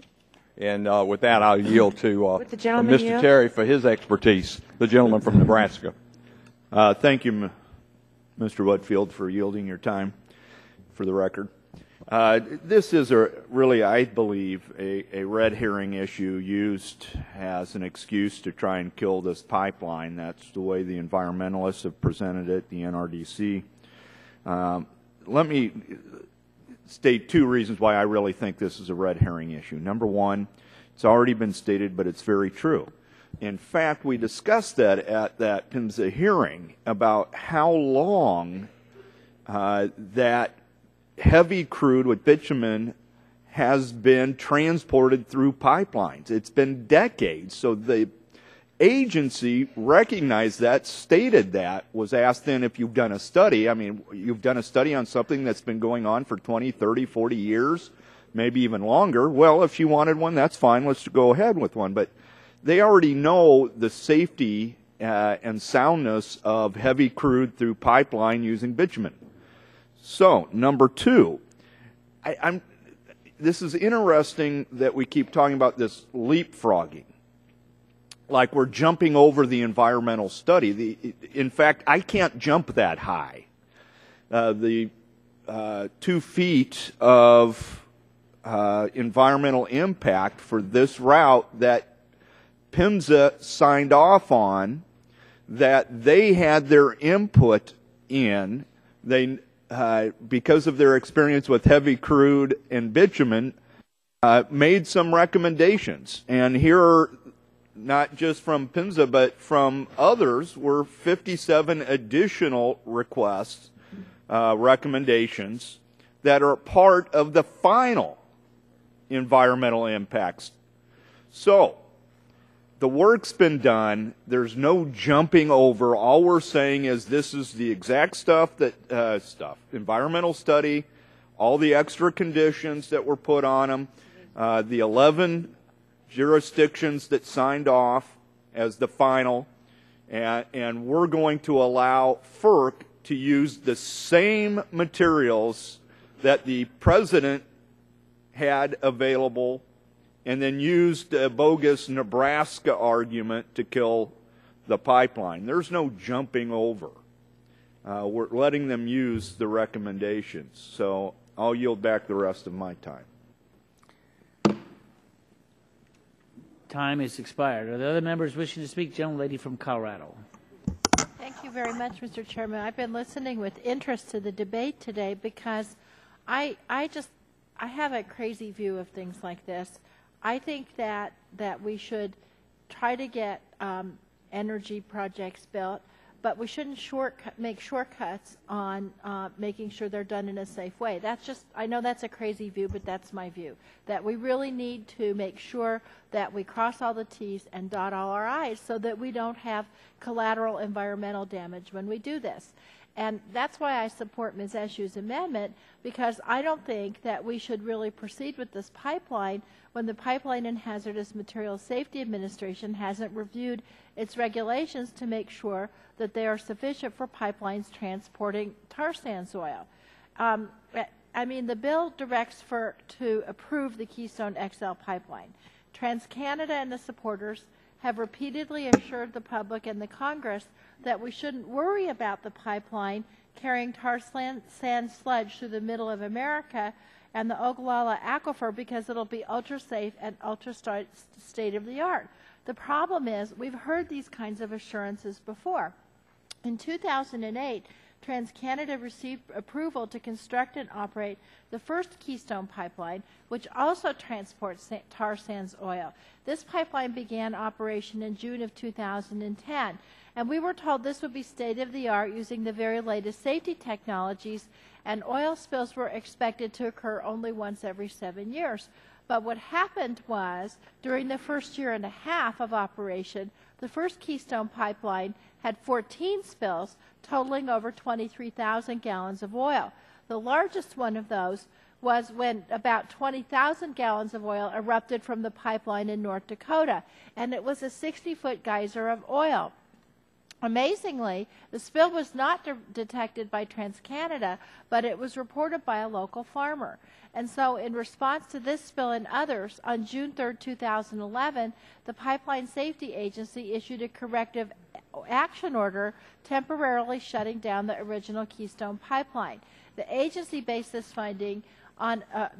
action on a finding that the continued operation of the pipeline without corrective action would be hazardous to life, property, and the environment. And since restarting operations, the Keystone pipeline has now experienced another spill of 420 gallons in Severance, Kansas.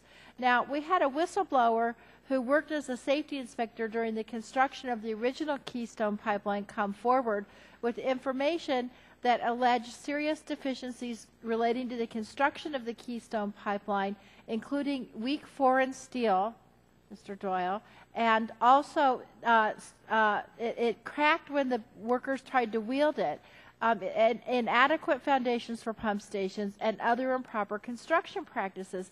He says that safety tests were, quote, fudged. And so my concern is we really need an active regulator to review its standards to make sure they're adequate for these pipelines, and we need to make sure that we're not cutting corners when and if we do this.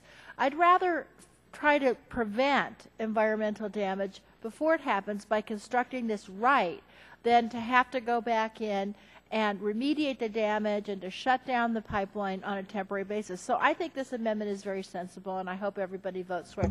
I'll yield the rest of my time to Ms. Eshu.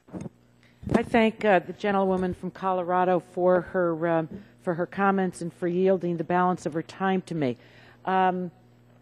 This is going to be the very first time that this large of a pipeline is to be built, I think right coming down the middle of our country, transporting diluted bitumen.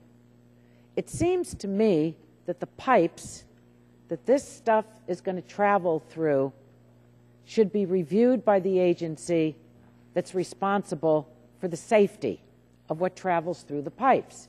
Now, it was said earlier that we're not leapfrogging over things. You know what? Yes, you are. Look at the base bill. No presidential permit is required for Keystone. You tell FERC that they have to issue a permit for the construction within 30 days of receiving the application. You tell them what you want the outcome can be. You waive other applicable requirements under NEPA. If FERC doesn't act on the permit, then within 30 days of receipt, the permit is deemed to be approved. What kind of legislation is this? If that's not leapfrogging, then I don't know what jumping is. Now, there are members on this side of the aisle that are with you on supporting the pipeline, but they too have reservations about how this is being done. And the warning of the chairman emeritus that the route that you're taking with all of this leapfrogging is going to end up in a mountain of litigation. So I think that this is a sensible, this isn't meant to stop it. I'm not going to stop it because you all are hell-bent to get this thing done no matter what. I'm just saying slow down a little and know whether these pipes are safe enough to carry something that can be highly detrimental. And I thank the gentlewoman for yielding. Gentlelady's time has expired. A gentleman from Oregon. Thank you, Mr. Chairman. And all I know is I'm just glad that not every pipeline sought to be constructed in America requires the approval of Congress or finds its way here, and none of them would get done. I think it's interesting that the Trans-Alaska Pipeline was actually approved by Congress on an expedited schedule, not too dissimilar for this, and this is why, in part, it was built in a fairly rapid time. I was just going through some of the documents as I sat here listening to my colleagues in terms of the conditions for Keystone XL and Keystone Pipeline.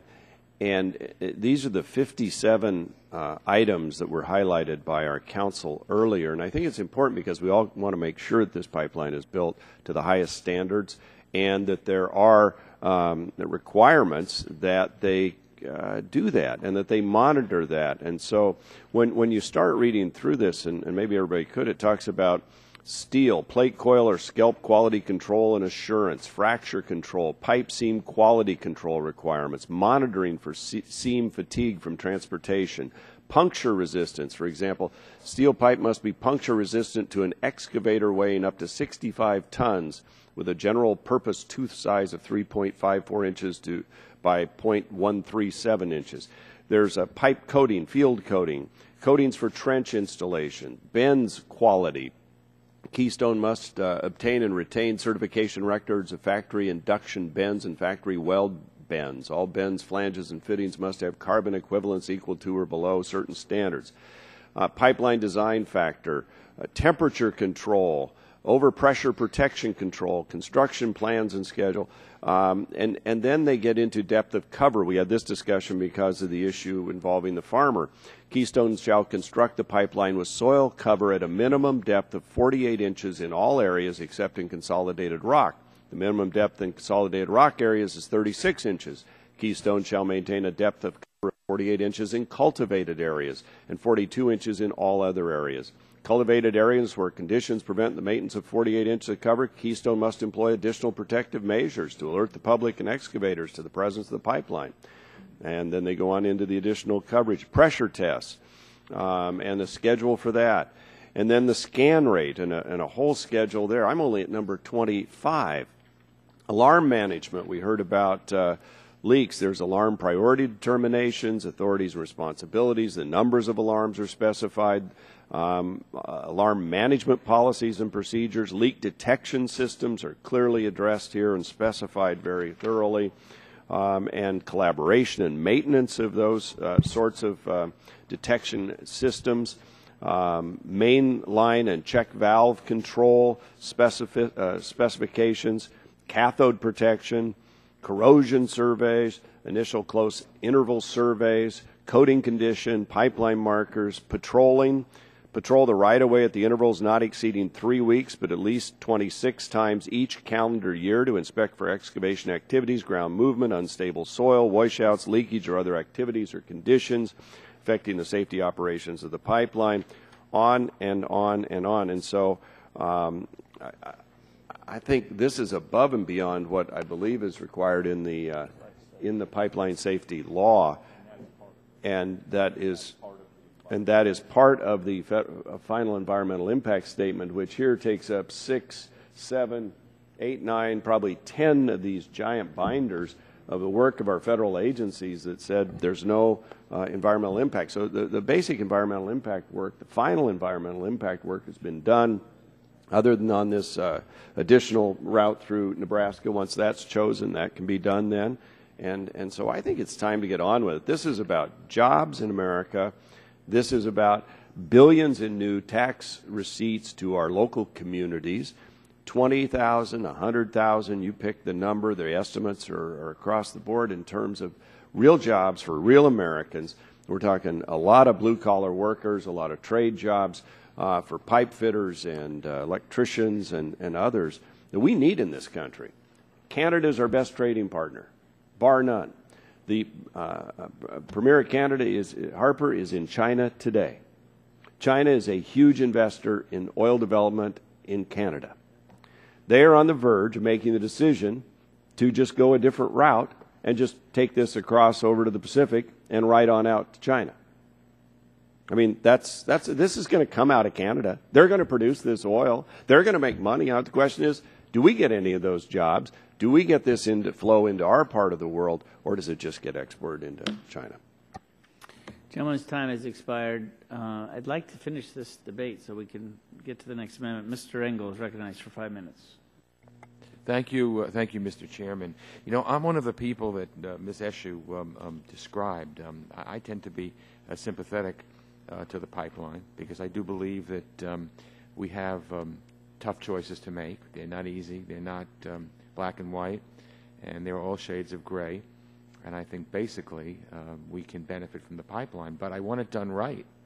I don't want a kangaroo court. I don't want something that's preordained. I want it done right. Now the majority, I've been in the House for a while now, and the majority can do whatever it wants. It's a majority rule. I've always felt, even when we were in the majority, that it kind of makes sense to try to broaden the tent to get more people involved with legislation. You can pass whatever you want on a narrow, essentially party line vote, but to me it doesn't make any sense to try to ram this through. Yes, it's true that maybe some of the amendments are looked at in attempt to slow things down. Everybody has their own, each person here has his or her own priorities. That's true, but that's certainly not true with me. I think what Ms. Eshoo was saying makes sense. So I'm troubled by the legislation because, look, state has it. Mr. Dingell, an amendment we're going to vote on, talks about President Bush's executive order, restoring its executive order. I mean, I think it's fine in state. I think, you know, it's good the way it is. What troubles me about moving it to FERC, and I'm not, you know, terribly annoyed at the moving to FERC. I think you can make a case for it. But what really and truly bothers me is the mandate in this bill that FERC has 30 days to approve it, and if it doesn't approve it, it becomes law anyway. Well, what kind of a review is that? I mean, that's absurd. Yeah, either you want a real review of this, or you don't. And if you don't, then what's the whole point in bringing it to FERC anyway, telling them they can review it, but if they don't do it within 30 days, it's too bad it happens anyway. That doesn't make any sense to me. The problem with Nebraska, that still hasn't been, piece hasn't been put together. I would feel a lot better if that piece were in place, and I would be happy to ultimately vote for something like this. But it seems to me that what we're doing here is we are just ramming it through. Gentlewoman from California, I think, raises a lot of important issues. Now, some may agree, some may not agree, but I think that certainly we want to have a real review. The whole point in government doing this is, I know some people on the other side don't like government, but for me, I want government to protect the environmental standards. I want to make sure that the mechanisms that were set up for public protection are there. I just don't think ramming this thing through is the right thing to do. Just the way I don't think that preventing this is the right thing to do. Let's do the pipeline. I'm for it. I really am for it, because I'll tell you why. I think that we have to say yes to something. We can't keep saying no to this, no to that, no to every bit of energy. To me, nothing is 100%. You have to weigh it. I think on balance, the pipeline is probably a good thing, but not the way we're doing it now. Not the way we're doing it in this bill. Not the way that we are disregarding any modicum of review to protect the environment, to protect the American people's health and safety.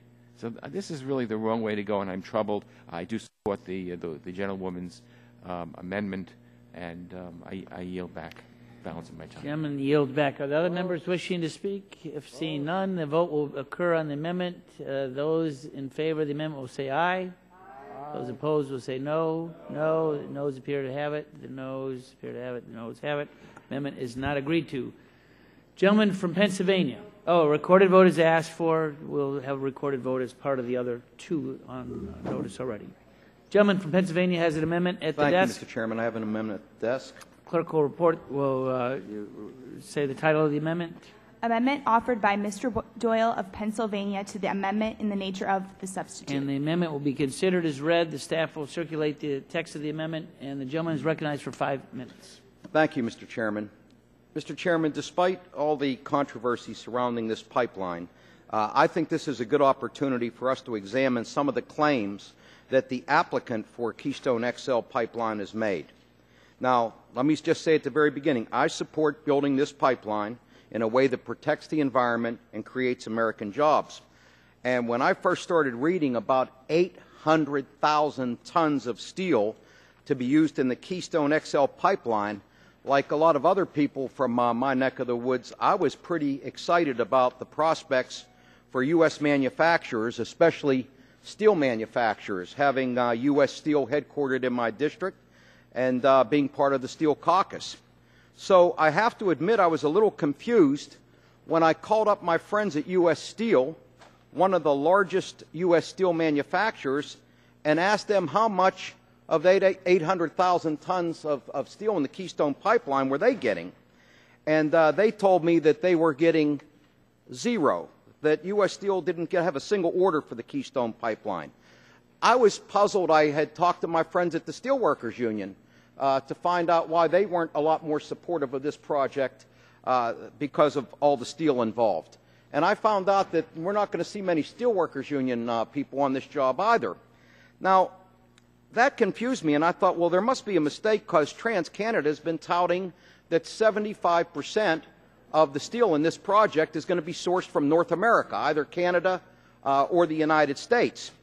So I tried to reach out to TransCanada and ask them some clarifying information. I know yesterday here at opening statements, my good friend Tim Murphy, we sit on the Steel Caucus together, was touting the wonderful effects of jobs being created in our country in the steel industry, and I share that concern with Tim. We've worked very hard to help U.S. steel manufacturers. So I reached out to the permit applicant, TransCanada, and several other sources to try to get some clarifying information on where this 75% of the steel used in the Keystone Pipeline, domestically sourced from North America would be.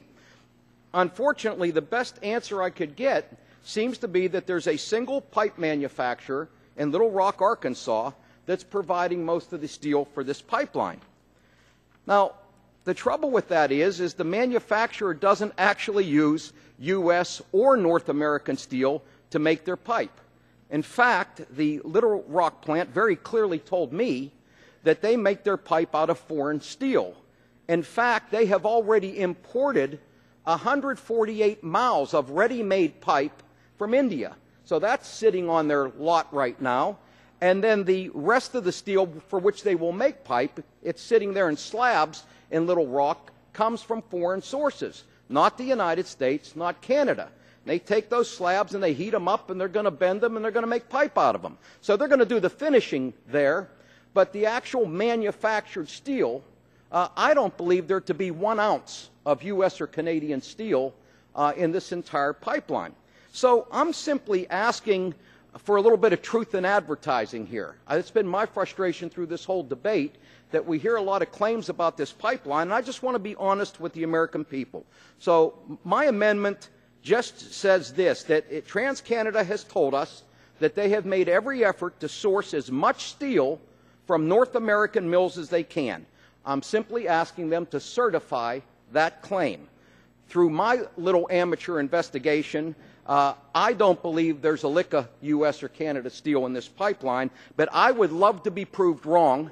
And so if the folks can certify at TransCanada that 75% of this steel is sourced in the United States or Canada, then I think it's full steam ahead. And I think there's many other members of this committee would like to know the same thing as well. Finally, let me say, do we have companies in the United States that make pipe?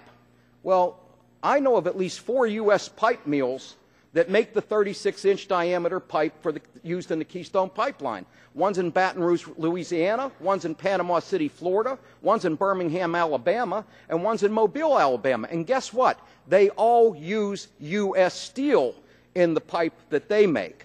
I'm just curious why none of these companies had a shot at some of this steel in the Keystone Pipeline. And my amendment very simply says, let's certify this 75% claim or stop making claims that you can't back up with facts. And with that, I yield back my time. Gentleman yields back. Are there members on this side wishing to speak? Gentleman from Louisiana, Mr. Scalise. Thank you, Mr. Chairman. And I do think it's important to note that, you know, when we're talking about the jobs that would be created by Keystone, the 20,000 American jobs that we're fighting for in the legislation by Mr. Terry, if you look at this amendment, you know, and I'm not sure if the gentleman was aware that all the pipe was already purchased, but under that amendment, they wouldn't be able to go forward with Keystone because they already bought the steel. And in fact, as we were told, half of the steel for the project was sourced from a U.S.-based mill in Little Rock, Arkansas. In fact, we've already heard from our colleagues in Arkansas that said they're laying off people right now in Arkansas because the president refuses to permit Keystone. We're losing jobs right now in America at that Arkansas mill that manufactures that steel because the federal government won't approve the Keystone Pipeline. You know, and I think it gets to the heart of this issue. What we're talking about here is whether or not to go forward with the project. And I know, you know, there's going to be every attempt to try to throw up a roadblock here and a roadblock here to stop Keystone from happening. And each time, our friends on the other side are going to say, look, they want the pipeline, but you got to put this condition in. And they want the pipeline, but they've got to put this condition in. I know we tried to build a steel mill in South Louisiana that's finally moving forward. And in fact, the biggest impediment to the building of that steel mill in America was federal regulations. It's the Nucor mill. A lot's been written about it. And for years, they wanted to build it in America. And as cap and trade was coming through, they started looking at Brazil. They said, look, we want to build it in America, but these crazy regulations are blocking us from creating American jobs.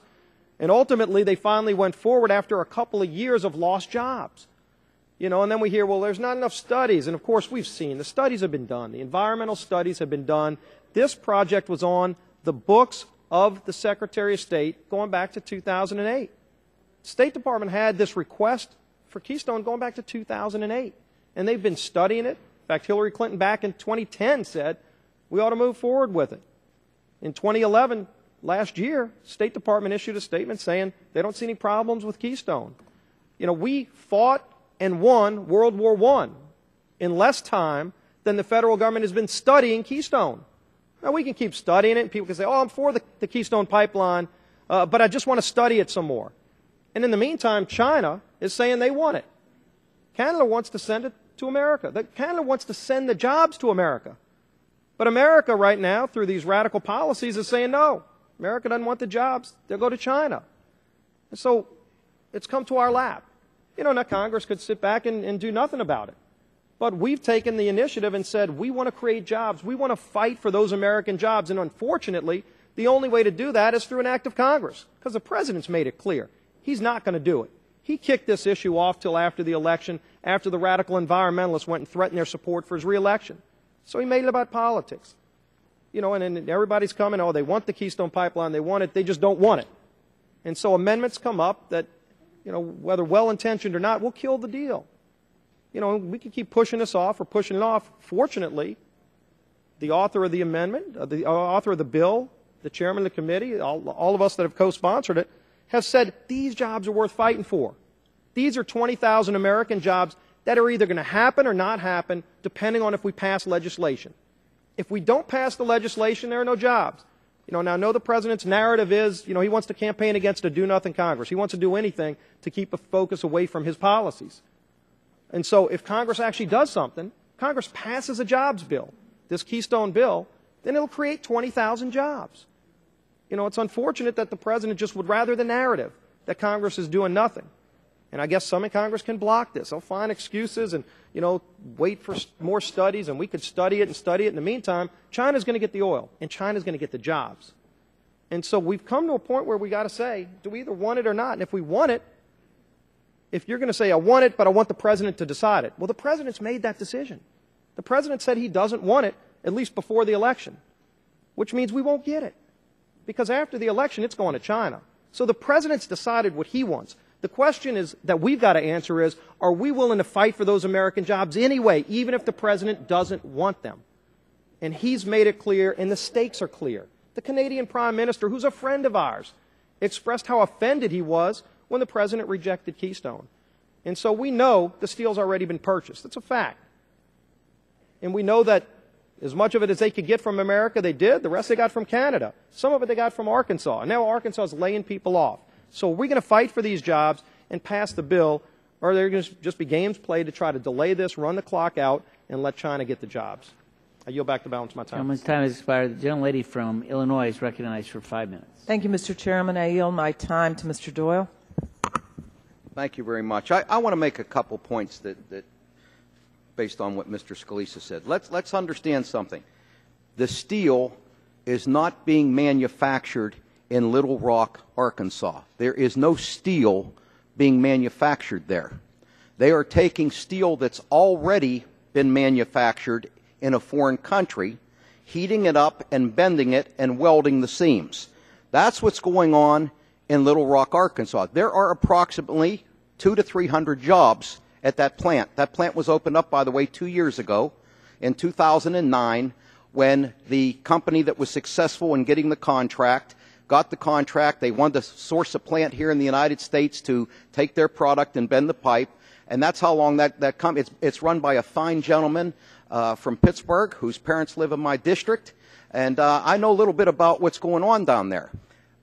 Look, you can say everything you want to say. For me, it's simple. I know that you're not going to vote for this amendment.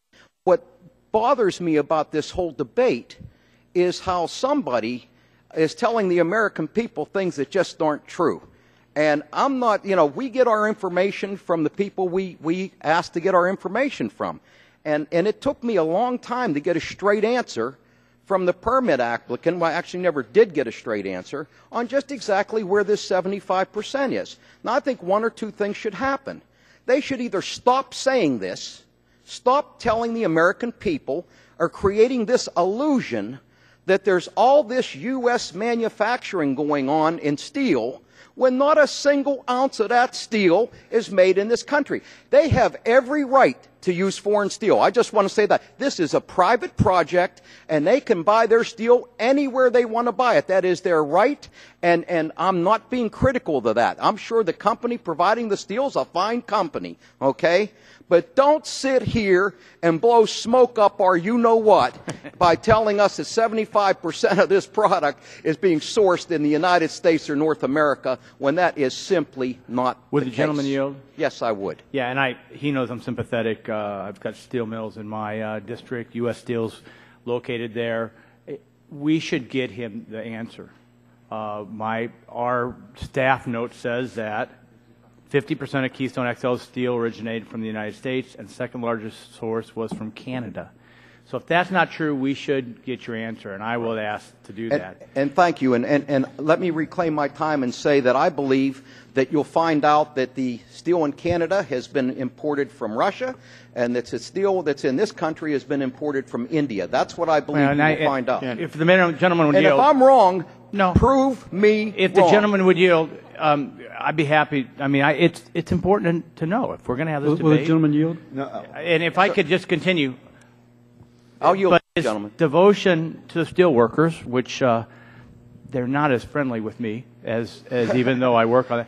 I mean, remember that the plumbers and pipe fitters support this. The AFL-CIO supports this. International Brothers of Teamsters supports this. Reclaiming my Operating time. Reclaiming my time. I support this. Okay, I got it. I just don't like being BS'd, okay? I hear you. Thank you.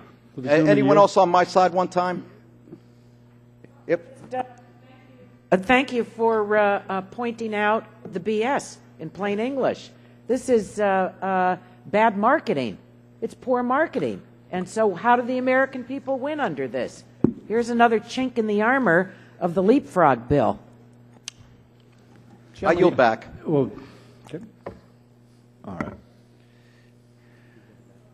Yield the time. Are there other members wishing for time? I would note that a series of votes has now started on the House floor. So we've got 6 votes in essence here, so we're going to have to come back after the vote. So let's finish the debate, and immediately following the sequence of the votes, I will leave the House floor when the clock hits 0 and walk slowly back, and we will start the votes at that point once we have a quorum here. Mr. Terry, 5 minutes.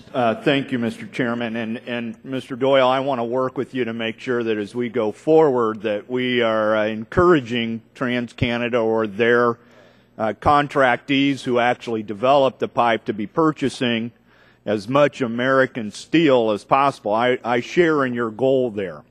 The problem about the amendment as it's immediately before us is that most of the pipe has already been purchased, so adopting this basically says you go and sell that for scrap and come back and start over again, and I don't think that's very practical, but there will be offshoots and such. But on the issue of whether or not it's the U.S. steel, we've had several hearings over this since really last spring. And the U.S.-made steel portion of it didn't come up at all until the very last hearing, and I was unaware that TransCanada was making any assertions like that. I mean, we have their excuse that, they contract these companies, and all these companies that fabricate the steel then are 74% of them are North American. So I think we're kind of splitting hairs here, but let's work on getting more of the steel. What little left is necessary to complete this, as well as the offshoots, and see if we can't get them to make sure that's U.S.-made steel. And I would yield to the gentleman from Louisiana, Dr. Cassidy, and then to Dr. Murphy. Very shortly, I also agree, Mr. Doyle, that if we're being misled, we should know that. But I did speak to the pipe company in Baton Rouge to which you referenced, and they say that if that 36-inch pipe, which is stockpiled in Arkansas, is not used on this project, they will lose their markets. That, if you will, there will be such an oversupply that it will go elsewhere, and they will lay people off. So there is a supply chain aspect to this which we cannot ignore. Right, Doctor, will you yield 1 second? Reclaiming my time. Will the gentleman yield to the? I need to yield to the other doctor from Pennsylvania. Thank you, Mr. Terry. Mr. Doyle, my friend from Pennsylvania, my neighbor, also know as Chairman of the Steel Caucus, I am as committed as you are to making sure we do all we do to emphasize American manufacturing. I also want to review this issue with you, and I pledge I'll stand at your side and review this. As you also pointed out, however, a private company has the right to purchase things wherever it is, and if there's any federal dollars in this, and I know that I support the issue that in the past about Buy American when it is American dollars, whether it's for military equipment or other things, and we stand shoulder to shoulder with that. But I want to continue to work with you on this and get to the bottom of this as well. I yield back to Mr. Terry. The gentleman yield. Yeah, recognize the gentleman from Pittsburgh, Mr. Doyle. I agree with everything my friend from Louisiana said. We know the pipe is sitting on the property, and they want to use it in the pipeline. I understand that, and they have every right to. It's a private company, and they can buy it everywhere they want. But that pipe comes from India. Now, we specifically asked the permit applicant if there was any of the steel sourced from India. They told us no. I mean, I'm just saying, hey, let's just all be straight with one another here. They have every right to use that pipe. I know they don't want to let it sit there and rust. okay? But I'm just saying at some point, let's stop making claims about this project that aren't true. I'm going to support the project when it's done the right way, and you know, I wish there were U.S. Steel in the project, but let's not make people think this is like the greatest thing since apple pie and ice cream, when the fact of the matter is... I'm going to reclaim my time for the last minute 15, and let me just reassert, there's no leapfrogging here, that we're only here today because the President denied the permit under his authority. He killed the project, just like the Sierra Club and NRDC asked him to do. When they sent their notice to Congress, pursuant to the law on this, they said that it wasn't on the merits. It wasn't on the merits. They just needed more time because Nebraska's little 50-mile loop, or whatever it's going to be. The reality is they had time and the President ignored that. We heard the testimony from the State Department said that we demanded they had the decision by February 21st, and because Nebraska, we had to kill it. Bull. They had all the time they needed on Nebraska. So the reality is, everything that they said isn't that they needed is sitting right here and will be part of what FERC bases their decision off of as well. So the information's there. They've already said that it's not based on environmental issues, the denial, or anything else. The reality it was because they don't want to make a decision before the election. Mr. Chairman. Gentleman's time has expired. Gentleman from California, Mr. White. Thank you, Mr. Chairman. I just want to correct the record. Republicans are using this as a political ping pong for themselves, saying the President's against it, the President's stopping it, the President's costing us jobs. That's just not true. It's all politics. The President said he wanted more information. He didn't say he was against the pipeline. He said he wanted more information. Republicans wanted to force him to decide the issue. So they held up a bill for people's unemployment insurance and for middle-class tax cuts until they got a provision in there saying he had to decide it within 60 days. They assumed he would have to decide it in favor. But the President said, no, I don't have to decide it in favor. I'm entitled to get the information, and after I get the information to make the decision. Now that the President said he wouldn't decide it on their timetable, the Republicans are saying, let's pass this bill as an earmark, an extraordinary earmark, that Congress would adopt approval of this pipeline. Oh, they'll turn it over to the Federal Energy Regulatory Commission and give them 30 days. But if they can't decide in 30 days, it's approved. The Congress is trying to approve this program to go with this pipeline, even if there are unanswered questions. And as I understand the comments by some members here on this amendment that's before us, they haven't gotten a straight answer from TransCanada as to whether they're going to use American steel or not. Well, they're not getting a straight answer, or they're being misrepresented. Why do you think they're not misrepresenting other things? But you don't want to give the government of the United States and the people involved in permitting these pipelines to make sure they've got the accurate facts, to know the truth before they sign off on it. Instead, the Republicans say, don't bother us with the information, don't get the facts, just approve it. We want this approved, and we are going to blame the President if it's not approved. I just think that the American people ought to see this as strictly political theater, and unfortunate when Americans want jobs and the Republicans have not cooperated in getting us jobs. This is their jobs bill. This is the only proposal the Republicans have for more jobs. Oh, they have two others. Let the people who are the upper income keep more of their money. I talked to a fellow who told me, if I got another tax cut, I'm still not going to hire more people unless there's demand. And the other way that they want to create jobs is to throw out regulations to protect the public health and safety in the environment. Oh, throw those out. That's the wish list of all these industries that don't want to spend any money. But even the industries that are going to be required to meet these obligations are not asking for what the Republicans are advancing. They want to make people think the reason we don't have jobs is because there are regulations, that the rich aren't rich enough, and that this pipeline will provide jobs. Well, I think the American people can see through that. That's not a formula for creating jobs. A formula for creating jobs is to put money in people's hands, get jobs for them, real jobs, not these pipeline jobs that seem to fit the Republican agenda. Will the gentleman yield? I'd be happy to. Well, the President's own commission said that one place to look for job development was building pipelines. That was the President's commission. The President appointed a commission. I assume you're talking about the Deficit Reduction Commission? The one which recently spoke of the... Well, the President convened people to give him ideas on jobs, as he convened a commission to give him ideas on how to reduce the deficit.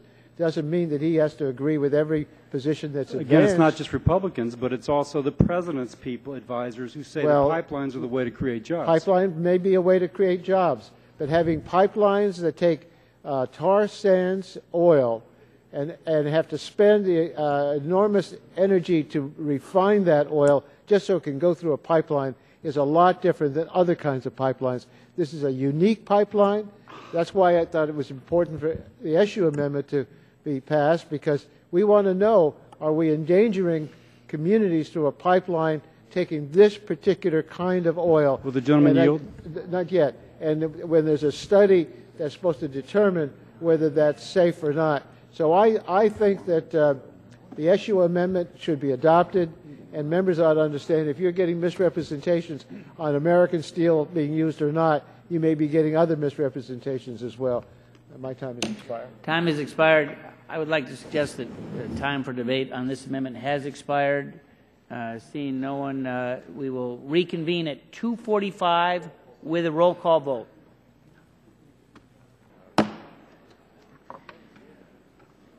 Okay. When we concluded before the votes finished or started, concluded, we had agreed that all time of debate has now finished, and we are prepared to vote on the rolled votes on the amendments that were offered to the bill.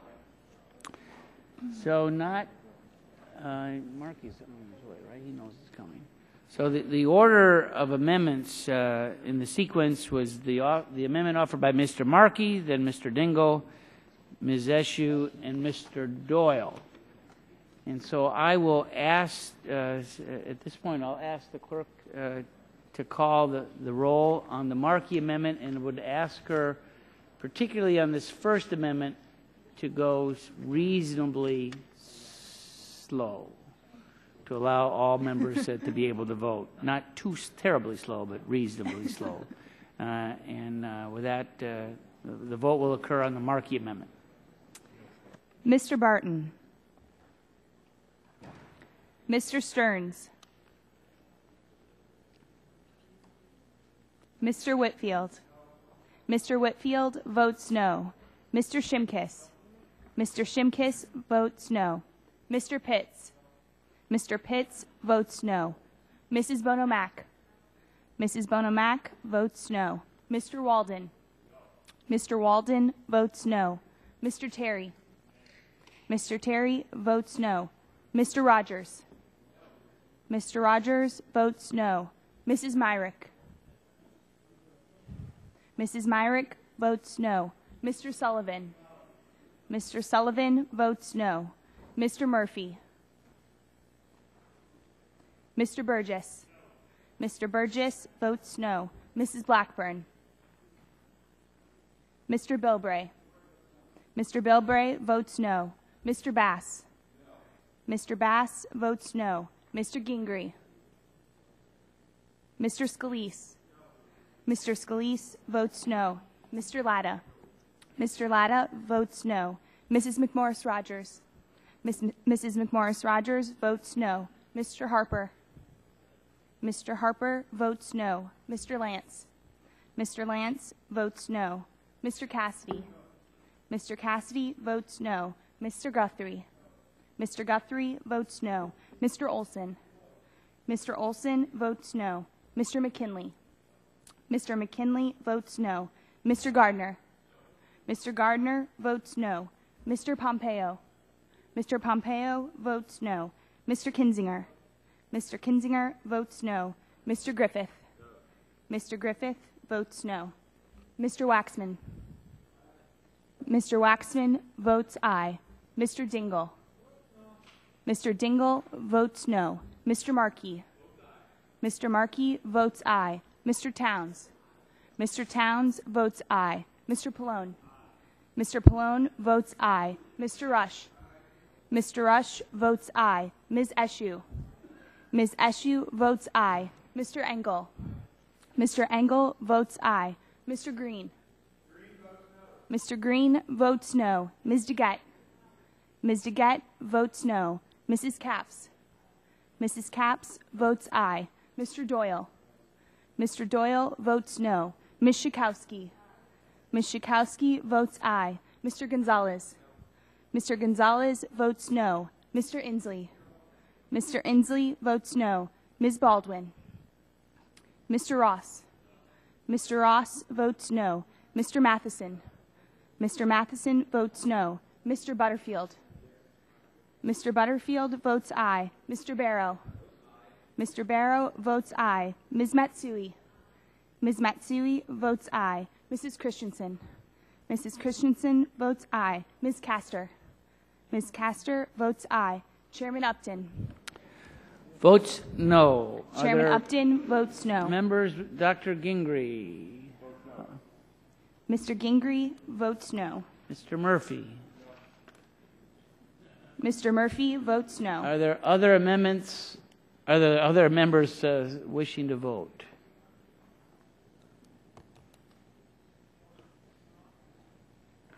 Seeing none, the clerk will report the tally.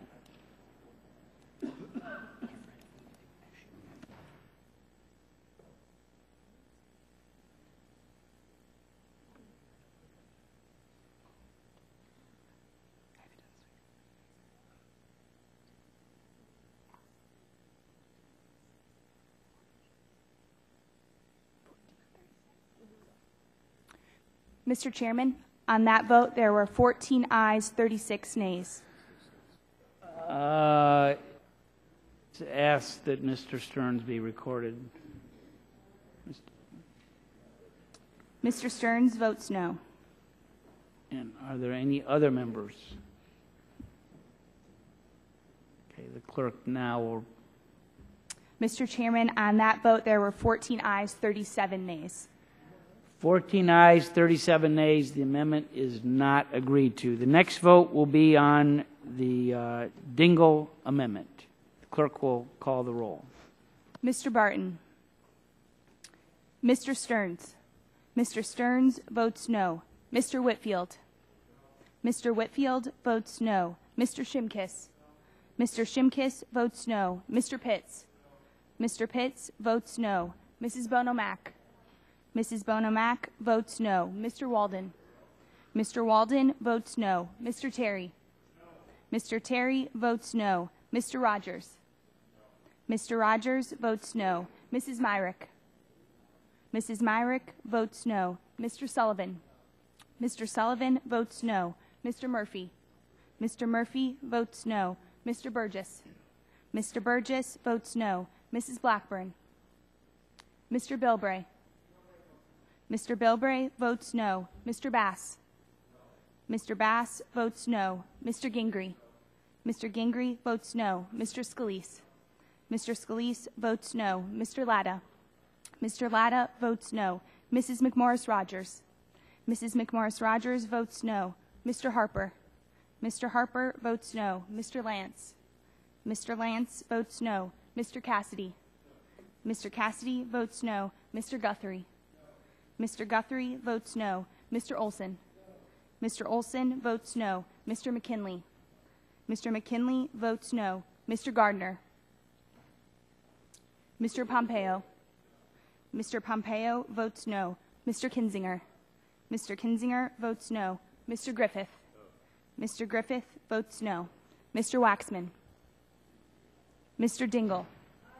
Mr. Dingle votes aye. Mr. Markey. Mr. Towns. Mr. Towns votes aye. Mr. Pallone. Mr. Rush.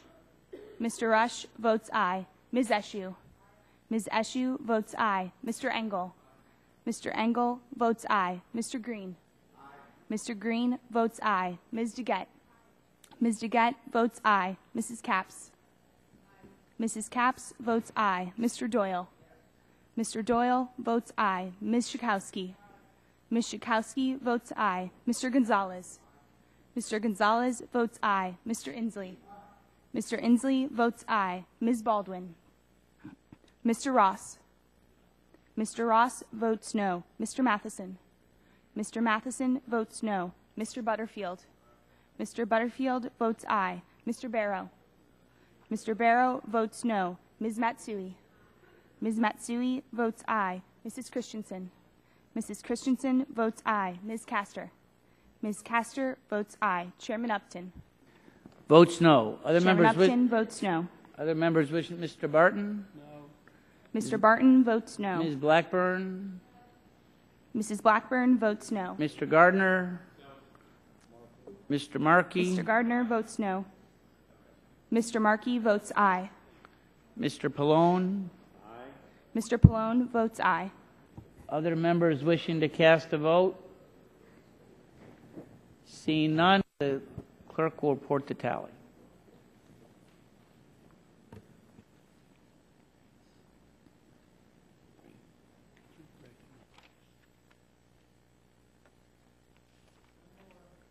Oh, well, one more. Mr. Waxman? Mr. Waxman votes aye.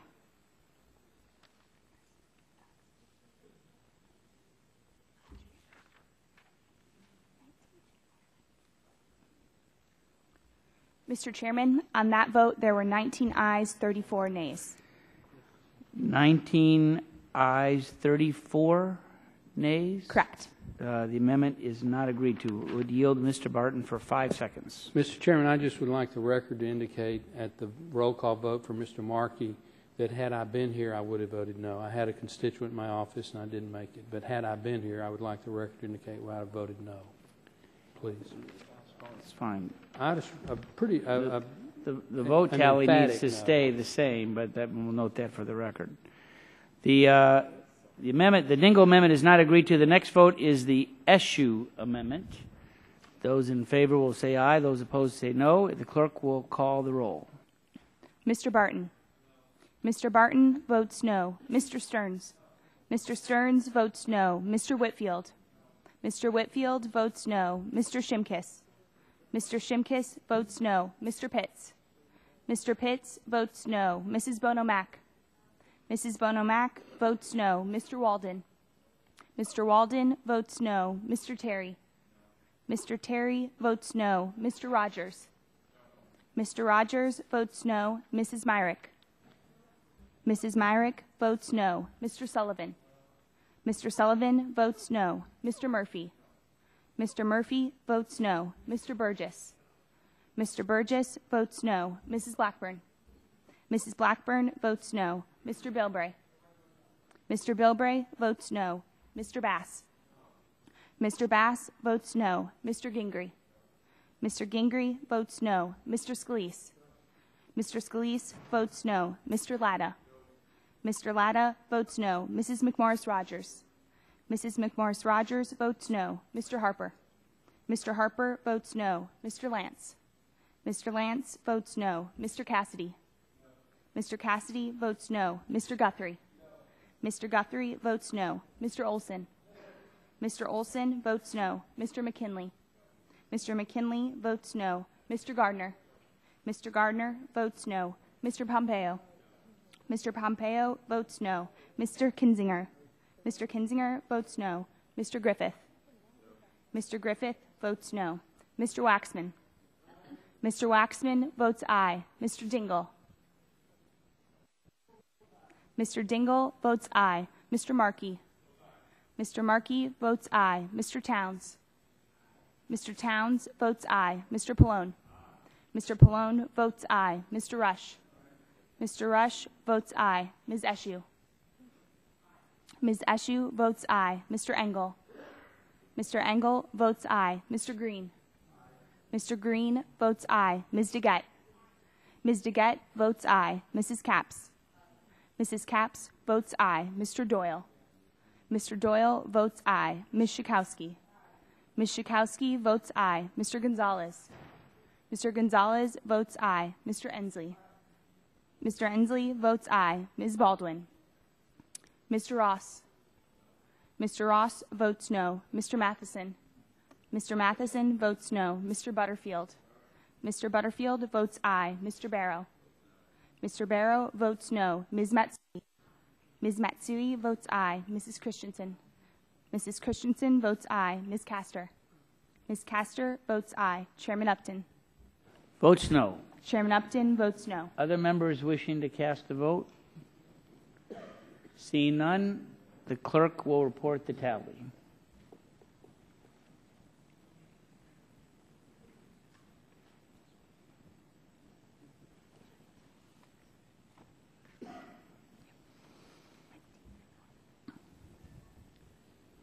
Mr. Chairman, on that vote, there were 19 ayes, 34 nays. 19 ayes, 34 nays. The amendment is not agreed to. The next vote will occur on the Doyle amendment, and those in favor will say aye. Those opposed say no. The clerk will call the roll. Mr. Barton. Mr. Barton votes no. Mr. Stearns. Mr. Stearns votes no. Mr. Whitfield. Mr. Whitfield votes no. Mr. Shimkus. Mr. Shimkus votes no. Mr. Pitts. Mr. Pitts votes no. Mrs. Bonomack. Mrs. Bonomack votes no. Mr. Walden. Mr. Walden votes no. Mr. Terry.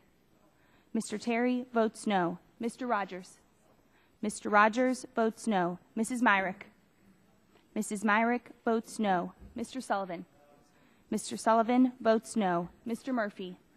Mr. Murphy votes no. Mr. Burgess. Mr. Burgess votes no. Mrs. Blackburn. Mrs. Blackburn votes no. Mr. Bilbray. Mr. Bilbray votes no. Mr. Bass.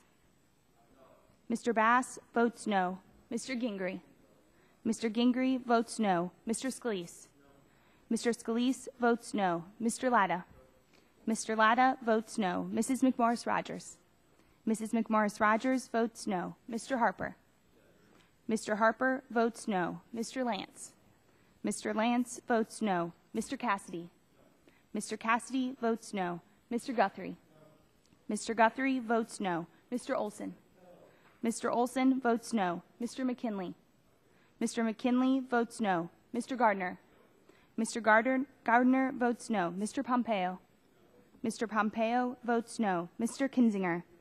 Mr. Kinzinger votes no. Mr. Griffith. Mr. Griffith votes no. Mr. Waxman.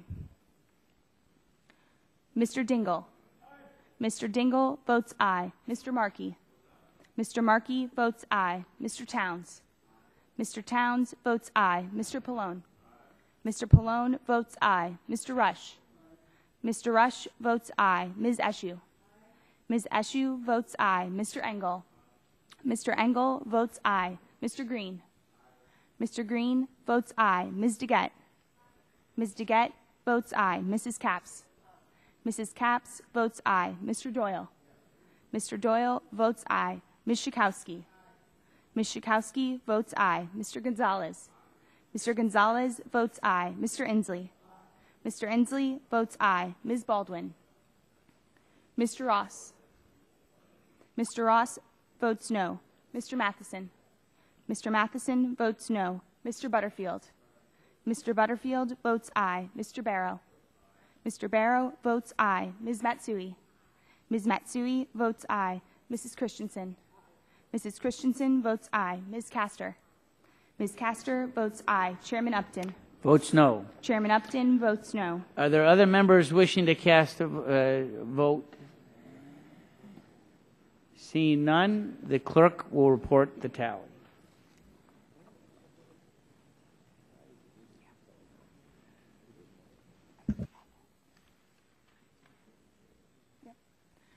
Mr. Chairman, on that vote, there were 19 ayes, 33 nays. 19 ayes, 33 nays. The amendment is not agreed to.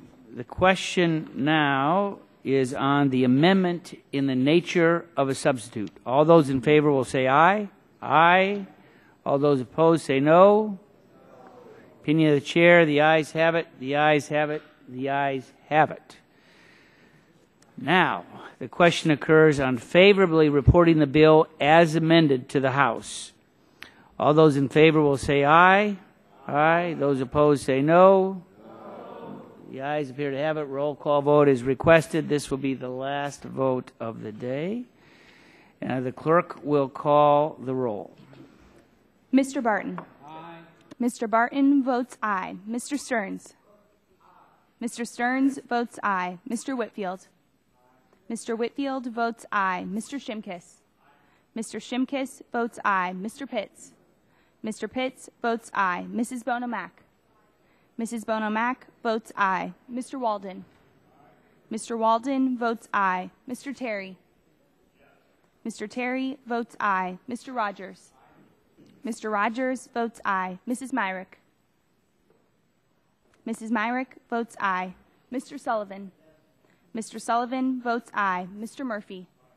Mr. Murphy votes aye. Mr. Burgess. Mr. Burgess votes aye. Mrs. Blackburn. Mrs. Blackburn votes aye. Mr. Bilbray. Mr. Bilbray votes aye. Mr. Bass. Mr. Bass votes no. Mr. Gingrey. Mr. Gingrey votes aye. Mr. Scalise. Mr. Scalise votes aye. Mr. Latta. Mr. Latta votes aye. Mrs. McMorris Rogers. Mrs. McMorris Rogers votes aye. Mr. Harper.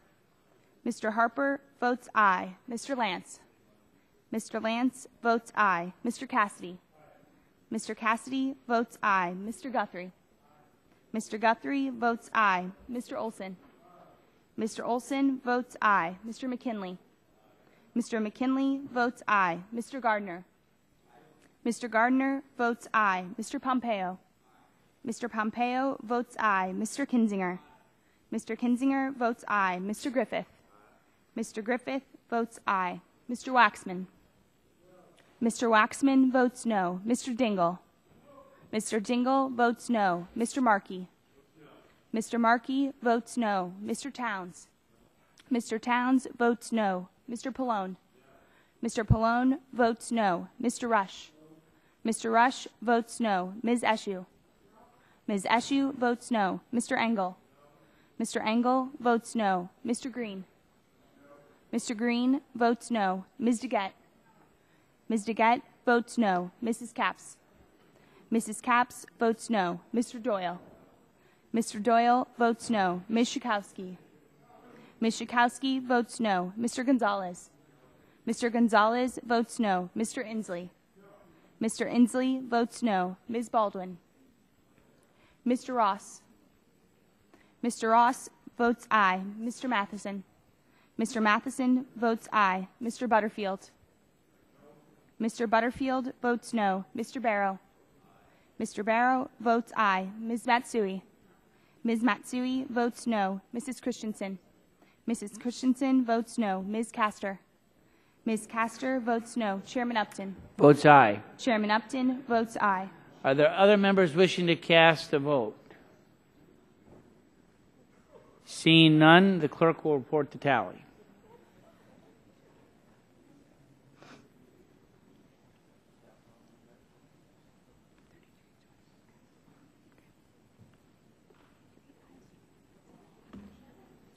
Mr. Chairman, on that vote, there were 33 ayes, 20 nays. 33 ayes, 20 nays. The ayes have it, and the bill is favorably reported. Without objection, staff is authorized to make technical and conforming changes to the bill approved by the committee today. So ordered. The chair thanks all members and staff. The committee stands adjourned.